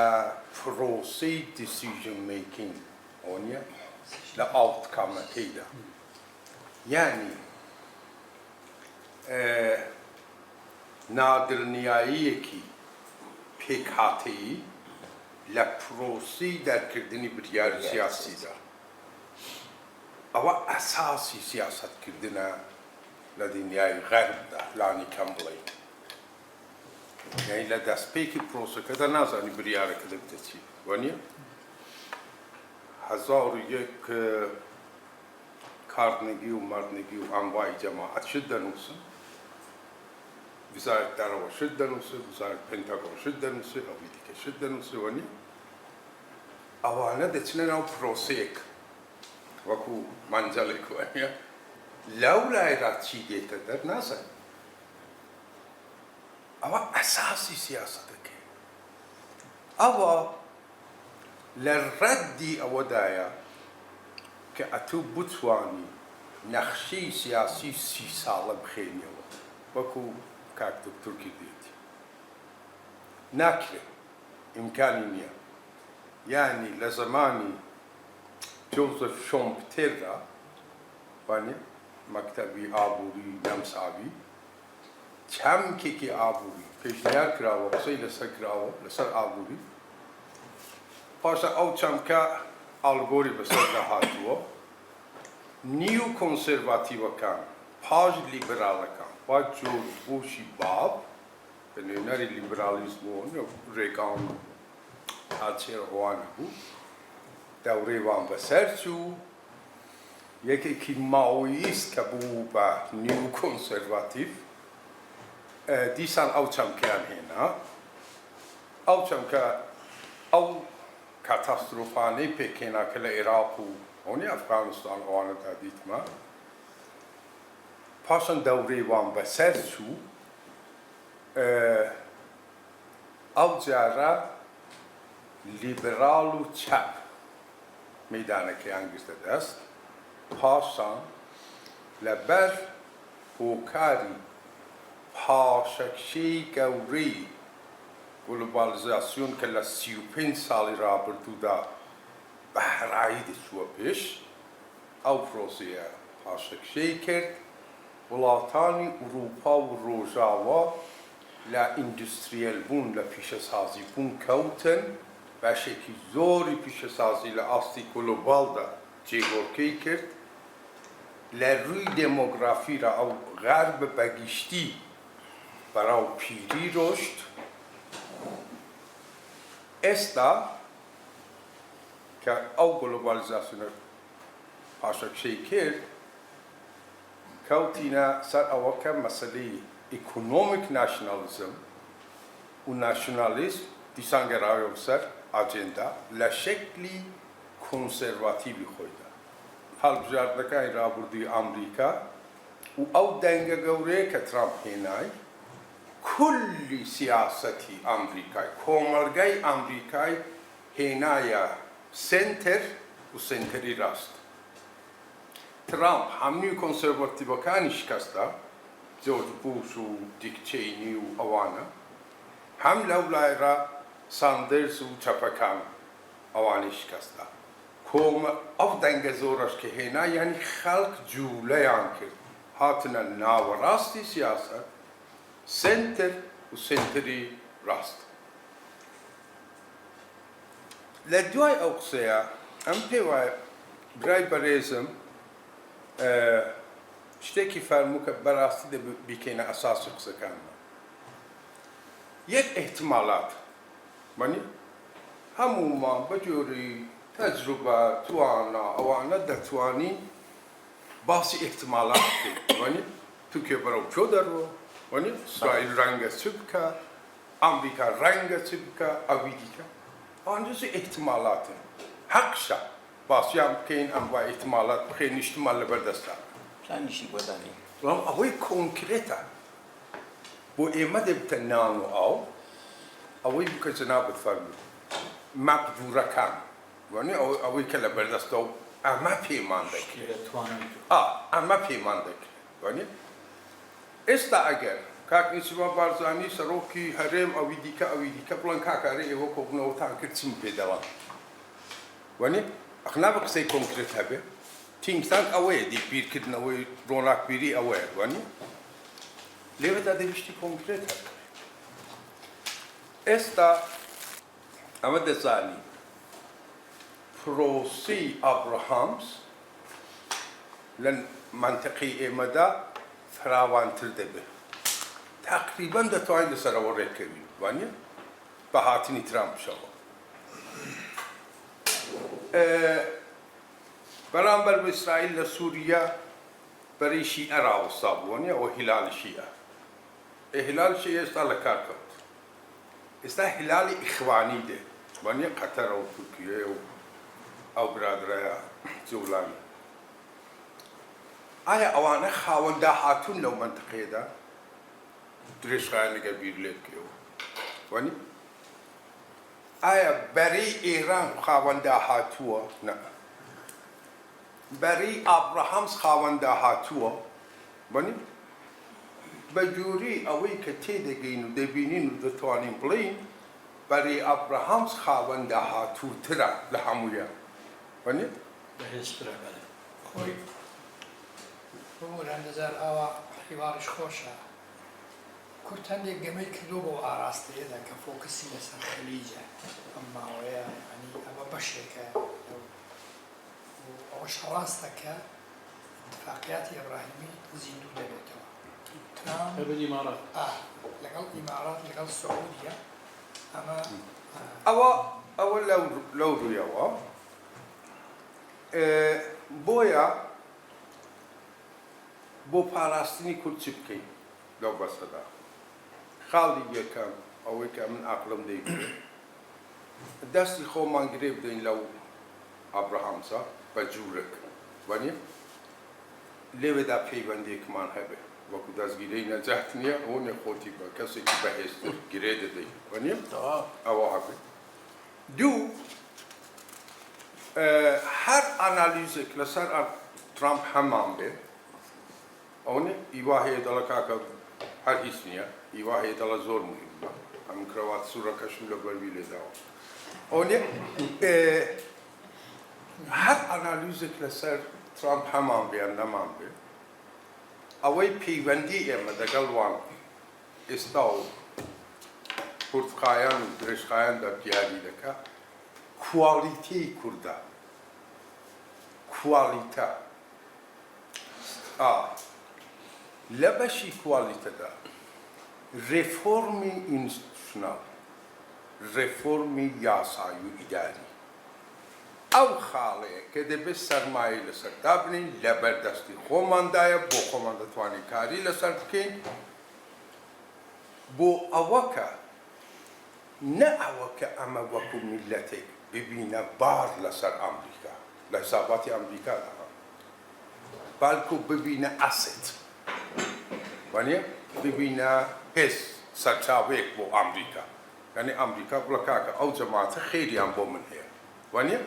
نە ئەوە کە بارن لەسەرم وانە ئەخ 30 ساڵ دەتپارێزی خۆ پاش 30 ساڵم بزانێ یەکەتی پارتی سەر ناکەبوون وانە دەڵە کاکەی وە بارە تجربة فرنسا ڕێک کەوتن و ڕێک نەکەوتن سەردەم یەکەمی ترامپە هەندێک قسە هەبوو کە ئیسرائیل بارە بەستە ئەمریکاوە جای کوردی فەقیر و بەدبەختی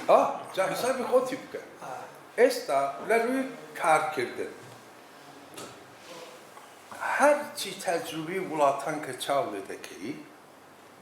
نەتیجەی ئەو سیاسەتە کە بالواقع پیادە دەکرێت لە وڵاتەدا نەتیجەیشتی دوور و درێژ و کتێب و ئەوە نییە ڕێککەوتنی 500 لاپەرەیی نییە نەتیجەی ڕێککەوتن لەسەر 1 2 3 4 خاڵی کۆنکرێت ئەوە دێتە سیاست لە وڵاتەدا ئێستا بەنسبەتی کوردستانی سووریا وەڵا ئەمە فێدرالیمان ناوێ ئەمە دموکراتی نازانم چمان دێوە نییە ئەناوەکەش نازان ئەوە ناکرێ ئێستا رووسیا چووە دەر لەوەتی رووسیا چووە دەر گەنم نایتە سووریا لەوەتی گەنم نایتە سووریا ئێستا نرخی نام بووتە 100 بەرابەر لە سووریا باشە هەر لەو ئێستا کە مەقسان دەکەین نانەکەت نرخی بووتە 100 بەرابەر وانی ئوکرانیا هەندێکی ناردێن ئەمە کەسە و حسدا حەسەدە دەبێت لەسەر خاڵی کۆنکرێت ڕێککە چی خاڵێک ممکنە 1 2 3 وانی لەسەر ئەوە ئەگەر کەوتیە کار لەو پرۆسەیەدا پاش 6 مانگان 2 خاڵی دەنیشتێ پاش ماهێکی دیکە خاڵێکی دەنیشتێ ئەوە ڕێگای بە یەکگەیشتن و کارکردنە لێ ئەگەر ئەتوو پاکێجێک داینی ئەویش پاکێجێک داینێ وانە ناگەن ئەوە بۆ کچی من نابتە پانتۆڵ وانی تقریبان قسەکانم ئەوەندە بوون یەک مەسلەی نێزیک بوونەوە دەگەڵ یعنی هاوسوو بوون هاوتەری بوون لەگەڵ پرۆسەی ئەبراهام زۆر گرنگە بوو دووش ڕێفۆرمی ئینستیتوشناڵ ئیداری یاسایی لەناو خودی کوردە پێم وایە بەو دوو خاڵەوە هەم دەتوانین پێشنیاری سیاسەت سەرکردەکانمان بکەین بۆ حیزبەکانمان بکەین وانی هەمیش دەتوانین شتێکی کۆنکرێتمان لەبەردەستا زۆر سوپاس بوو یەک دەقامێ ئیشارەت بە شتێکی ڕوونکەمەوە بە نسبەت کارنیگەی ئینستیتیوت کارنیگەی معتەبرەترین دەستگایە لە ئەمریکا لای حکوومەتی ئەمریکا با پێوە تەقاریری ئەوان جاران هەر سەربازی بوو ئێستا عەسکەریشە ئابووریشە جگەل لە عەسکەری ئابووریشە و سیاسیشە ئێستا زۆر زۆر لە هەموو ئەو ئینستیتوتیانەی هەیە زیاتر کارنیگەیە بۆ معلوماتی جەنابیشێ لەوانەیە جەماعەت بزانن هەموویان قەتەر لە پەروەردەوە بۆ ناوەند بۆ پەروەردە هەر هەمووی کارنیگەی بابڕێگاوە هەر هەمووی یعنی تەڵەبە لە ڕەوزەوە هەتاکوون ئەچێتە جامعە ئەوەی بەک لە جامعە هەر خۆیان کارنیگی ئەی بابڕێگاوە سیستەمەکە هەمووی خێزانی زەڵمای خەلیزاد لەوزان قەتەر نازانم بەڵام من ئەوە پێ ئەڵم کە چێ ئەی بابڕێگاوە لەسەر ئەوە زانکۆکە هارڤەرد ئەی بابڕێگاوە زانکۆکە بزانە چۆن پەروەردە ئەکرێن لەوێ و چۆن کاری لەسەرەکەن مەسەلە پارەیە لە ئەوە نایات بەڵام چی پەروەردە ئەکا چی جیلێک پەروەردە ئەکا زۆر سپاسان دەکەم بەستم زانیاریتان لێرەم بەس یەک شت بۆ من دایم پرسیارە بۆ کورد دایم کە شتێک مەجالێکی بۆ دروست دەبێ ئەوجە دەبنە 100 گروپ یعنی ئەمە وەکو ژن بۆ توونی من ببینن حەسرەتمان هەیە لە شوێنێک بین کە ئەوەندە حیزبە دروست نەبێت یەک بێ ئەمەش بەدواکەوین و ژیانێکی وابێ کە منداڵەکان لە شوێنێک پەروەردەبنەوە ڕۆژە باسییان دەکرد لە کوێدەیان گوت کەس ئاگای لە ئێمەنی ئەم تەمان لەگەڵ چەند گەنجێک کە دەرس دەڵێمەوە باسی معاناتی خۆیان دەکرد بەڕاستی هەمووش سەرکردەکان وا دەکەن کە ئەوانە والێن کەس لە فکری پەروەردە نییە ئەو جیلە چەند ئەو ماوە 30 ساڵە لێرەینا لە کۆڵان گەورە بوون لە بەدبەختی گەورە بوون ئەوجا ئەمەش دەمانەوێت ئینتیمایان هەبێ ئەمەش دەمانەوێت سبەینە بێنە جێی ئێمە دەمانەوێت خوێندەواریان هەبێ دەمانەوێت مستەوایان هەبێ یا دەمانەوێت ببنە پێشمەرگە ئەنی ماسات ئێوە کە مەسەڵە سووریا ئێستا مەجالێکی زۆرە کە بتوانن شتێک بکەن یعنی دەبینی تێک بەربوون ببوورە کە منەوە قسە دەکەم ئێستا مەجالی ئەوەیە کە یەک بگرن ئەو کاتێک کە هاتووە ئیسیفادەی لێ بکەن بۆی ئێمەش فێر بین یەک بگرینەوە لەگەڵ سلێمانی ئێمەش مەجالەکە ئەوە ببینی کە غەڵەتمان کردووە چونکە هیچ ئیسیفادەم ئەمە نەمان کردووە وەکو پارتیەکێتی ئەمە هیچ ئیسیفادەمان نەکردو کە لێک زیابووینەوە لێ دەبێ ئەو مشکلەی ئێوە ئیسیفادەی لێ بکەن چونکە منداڵەکانتان هەموو بەدبەخت دەبن وەکو ئێمە کە بە هیچ شێوەیەک ناتوانین ڕازیان بکەین و مستەقبەلی هەیە باشە لە سووریا دەبێ میرنشینی نەبێت دەبێ هەموو پێکەوە بن بۆی کە ئێمەش بزان بینەوە متحد بینەوە بتوانین وڵاتێکمان هەبێ بژین تێیدا وەکو ژنیش پێتان دەڵم بێزار بووینەوەی کە هەر پیاوەکان شەڕ دەکەن ژیانی ئێمە شتێک دەر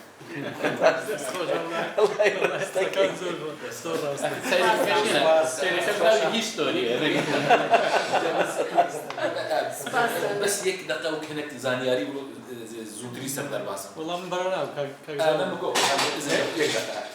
بس انه قصد رشا نسبة كردا تيد يعني دورة سري سدي تشيل سر سدي شيست عربي ده إذا قصد زانيارية على استقلال آخر أنا آسوري أنا آلانة أوياد تحزر سيزداد أو ركبنا لنا بناء أنجمنا نجتماعي كردي وبوسيونا سوري ده وبوسيوني بومي آلا آسر خبوني بشي رجيم أسد بكر ميوي بكن آلا دولته أنجمنا نجتماعي كردي قبول كر بالشرط إنه ونابي دولته جي وبذب ناب وقت سرخبون استقلال ناب دولته يجيبوا الجمهورية السورية وناب بقى أو أنا هذا أوبوسيونا سوري أو باعتماد كرنا به على العربية نايم مثال جد من كاجروجي بيربي ويجاو مثلا فيدرالي ولا فيدرالي راستي وضعي موجودايش كردستان عراق يعني بدك صار تشوفوا شورش هبو حفتة حكم ذاتي هبو بنوت دوا برلمان جيبو روحنا صدام جيبو تحزار سيابو فيدرالي إيه حتى ديك هذا أو دوكومنت نابنا مو أوبسيون دين تشتكي ريجيم أبي درباسون يكي وقت بريك كي برادر وحطان هنا الناس نمت نبون فبراستي زحمتي قالت هي آمهم أم تشكارب الدستور دي ما في ملة كل أم قارب شارسركن ایدن دمه بیده پشتی اعتراف دستوری چه بود دروش روزه بیده دمه بیده یک کار بیتر باید طبق آنها که ام دبین سیستم فدرالی او باشه وش قطنا داوی آذربایجان براستی قطنا هوشیار زیباری برید سه روزه قل قناة الشمس ده وقت جو کرد سوریا بعد می ای قومین و ای جغرافین و امی آلیکاریان بکن ادبجم اف سنگار مؤشرکی جوهردني ايه نهدي شيء سنة سباس والله سباس عندكم يكسروا بما او خارج جرينج اماجي بيجرين وكلنا او هاتشيش السياسي كان بيجمعنا وشيء او كباسنا كذا ويك كل دارتشار بارتس هولد لوبي كان والله ثاني عندنا عندنا سايش لو بايت اكثر من كذا لواشنطن چونکە هاوشێوەی خەباتی ناوخۆی لە ناو هەر جۆرە خەباتی سیاسی بێ خەباتی چەکداری بێ پێم وایە لە سەدەی 21 خەباتی لۆبیکردنیش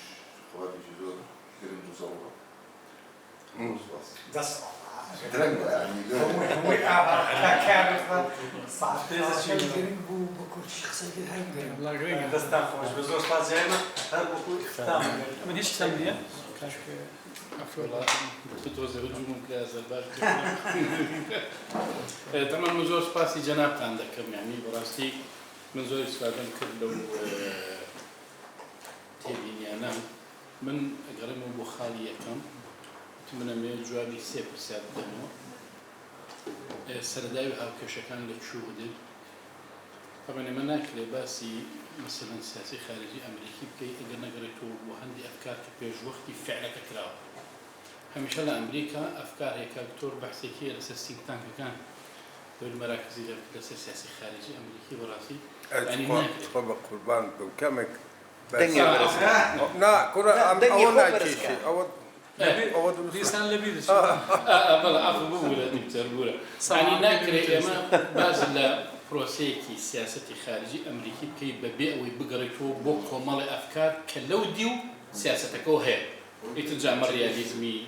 نوێیە بە تابیری ئێستا یا شتێکی تر چوە تەفسیرەکەی پێشتر لێ کراوە بەڵام من لەگەڵ نەزەری موئامەرە نیم بەڵام بەڕاستی کۆمەڵی ئەفکار هەیە من کاتێک کاڵێم نەزەری فەوزەی خەلاقە مەلامحەکانی ئێستا هەیە هەر بە فعلی هەیە ئێستا لە مەسائیلی قیامە ئێستا من پرسیارە بکەم ئایا ئەو دینی ئیبراهیمی کە ئێستا ئیشی بۆ ئەکرێ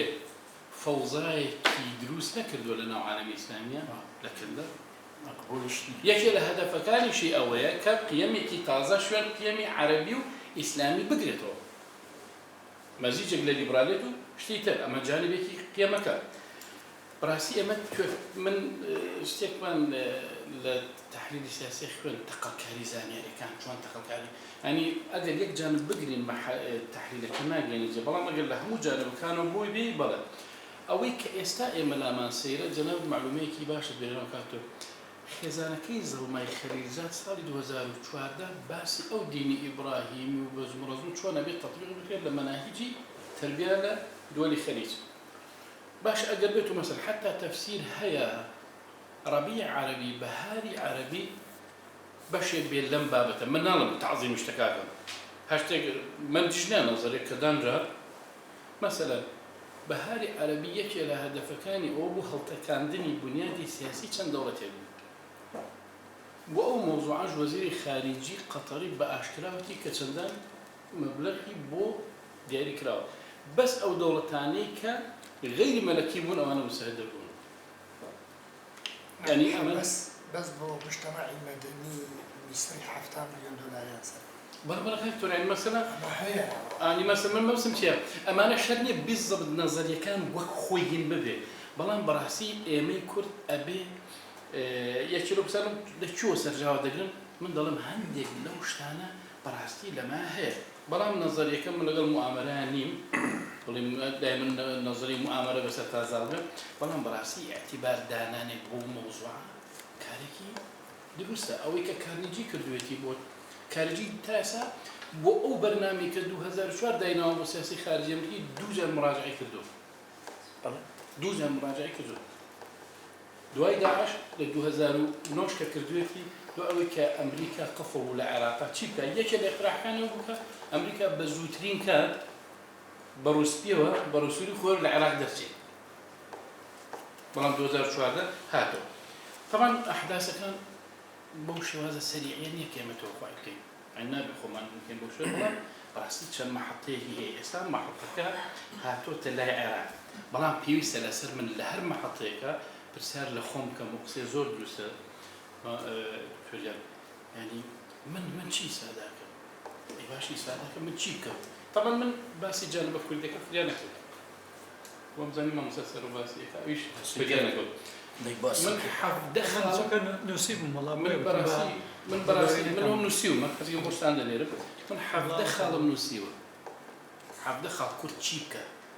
یەکی لەوانە نوقتەی بەهێزی کورد چیە یەک گەرجیندا و یەک ریزیە بەڕاستی بەبێ ئەوە هیچ ناکەیت لەم مەرحەلەیە کورد دەبێت لەگەڵ بەغاڕێکە جا فرسەتی ناسکردنە بەسەر بەغادا مەرحەلەکە کاتێکی بەغا ناسکات ئێمە ناسکەین بەسەریە هەندێک مەطالیب و هەندێک شت ئەمانە طبعا کاتێککە تۆ ئەڵێی دەوڵەتین بە فعلی خۆی وایە یەکی لەو ڕەهەندانی نەزەرێکە ئەم دەوڵەتانە تووشی جمود بوون ڕێک لە نقطەی جمودەکەدا تۆ هیچ دەست نەکەوتووە نەبووی بە هیچ خەڵک بە هەموو خەڵک ئێستا فەرموو بە شیعە بە هەموو شتێکتر ڕازیە بە بەشار نەبێت بە هەموو شتێکتر ڕازیە گەشتوتە حاڵەتێکی مەئیوس بەڕاستی ئەوە بەڵێ ینی مەلامحی نەزەریەکە مەسەلەن هل بدايته إسرائيل بن وسيم وتیانە بەیەک لای بێتەوە هەر لە نووسێ لەگەڵ فەڵەستینەکەمان کرد وەسلۆ لەکوێ هات مەسەلەن ئەڵێ من ئەبێت تەطبیقم بچم بۆ عێراق باشە من پرسیارێک بکەم ئایا ساڵی 1998 بڕیاری کۆنگرێس بۆ ڕزگارکردنی عێراق دەرنەچوو یەکێتی و پارتی لەسەر چ بنەمایەک ڕێکخران بەڵام دوای چەند سەدام ڕووخات دوای ئەوەی کە ئەمریکا ئەبێ مراجعەیەک بۆ سیاسەتی خۆی بکات لە عێراقا یەکێک لەو قانونانەی کە دەرچوو لە کۆنگرێسا تەقسیمکردنی عێراق بڕۆ بڕیارێکی کۆنگرێس هەیە چۆن ئێمە لە مەسائلی قانونە ئەڵین مع وەقف التەنفیذ ئەویش 73 دەنگ 4 دەنگ لە شیوخە لە 2008 بڕیار کراوە کە تەقسیم بکرێت لە عێراق بەڵام مع وەقف التەنفیذ لە ئەنجومەنی پیرانی ئەمریکا پێشتر ئەو ئێستا لەوانەیە ئەمە تەفعیل بکرێتەوە جا بەڕاستی زۆرش دروستە من لەگەڵ خوێن ڕۆشتن و شتانین بەڵام بەڕاستی وەک متەنەبی ئەڵێ مصائب قوم عند قوم فوائد وتر ئەمە سیاسەتە بەڕاستی سیاسەتەکەیە بەڵام مەسەلەی ترامپ هەر بەجددی ترامپ ئێستا ئیشکالێتێک هەیە لە بینی ستافەکەی لە بینی زیگنێتی سیاسی خۆیدا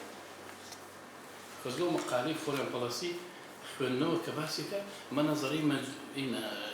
رجل المجنونة شلون تطبيقية مية بلام قلت لك شيء انها هر تجبوها بلى فارم بوليسي هر تجبوها بلى انا هر تجي ترابوها على ما شلون مكان ديال اليوم بلام من تشيب كم للنظام السياسي الامريكي اقر وزاره كان السافكه هميان يقرا يهبه بلام رئيس امريكي خوي يقرا يهب وتري او دخوا طبعا تبي او يا رازي من يا بدل من يا خالقه سروك واضح جا سەبارەت بۆ بڕاستی من ئەمشتانە من تەفاسیلەکە زۆر بوو بەڵام ئەو ژینگەیە بەو شێوازەی کە کورد دەبێ بڕیاری تێدا بدا ئەوەیە تەناقوزاتێکی زۆر ئەحداسێکی زۆر تەقسیمی عێراق ئەو پرۆژەی کە بایدن لە 2006 ئەو بوو بە بڕیار بەڵێ ئەو بوو بە بڕیار بەڵێ سێ ویلایەت ببەستێ ئێستا هەیە بەڵام نووسراوە تەنفیز ناکرێت من ڕقەمەکەشم لایە من بەکارم هێناوە لێنە ئەو بەڕاستی ئەو ژینگەیە کە ئێمە بڕیاری تێدا دەدەین ئەمەیە پێویستی بە حکومەتێکی باش پێویستی بە یەک ڕێزی پێویستی بە ئێجندەیەکی واضحەیە ئەخیر شتیش بنوتم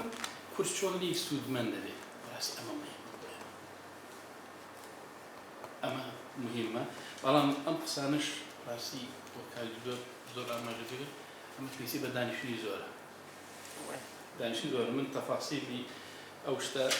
ناکەم بەڵام بەڕاستی ئاگامان لێبێ ئەمریکا دەوڵەتێکی پراگماتیسە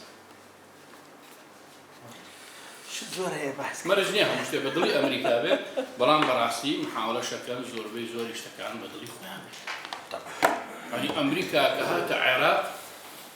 یەکێ لە فۆکۆیامان باسی چێ دەڵێت جەنگ یەکێکە لە ڕوکنەکانی سیاسەتی ئەمریکی لە ڕووی قسات هەموو شتێکەوە ساڵی 2003 نزیکی نازانم 12-13 تریلیۆن بوو بەڵام ئێستا ساڵی 2024 من تازەترین داتا حەق قەدەروا بوو دەرسی ماستێرمە بۆ ئەمڕۆ باسی سیستەمی سیاسی ئەمریکامان نەکرد بەپێی داتاکان ساڵ 2023 نزیکی 27 تریلیۆن ئاوارە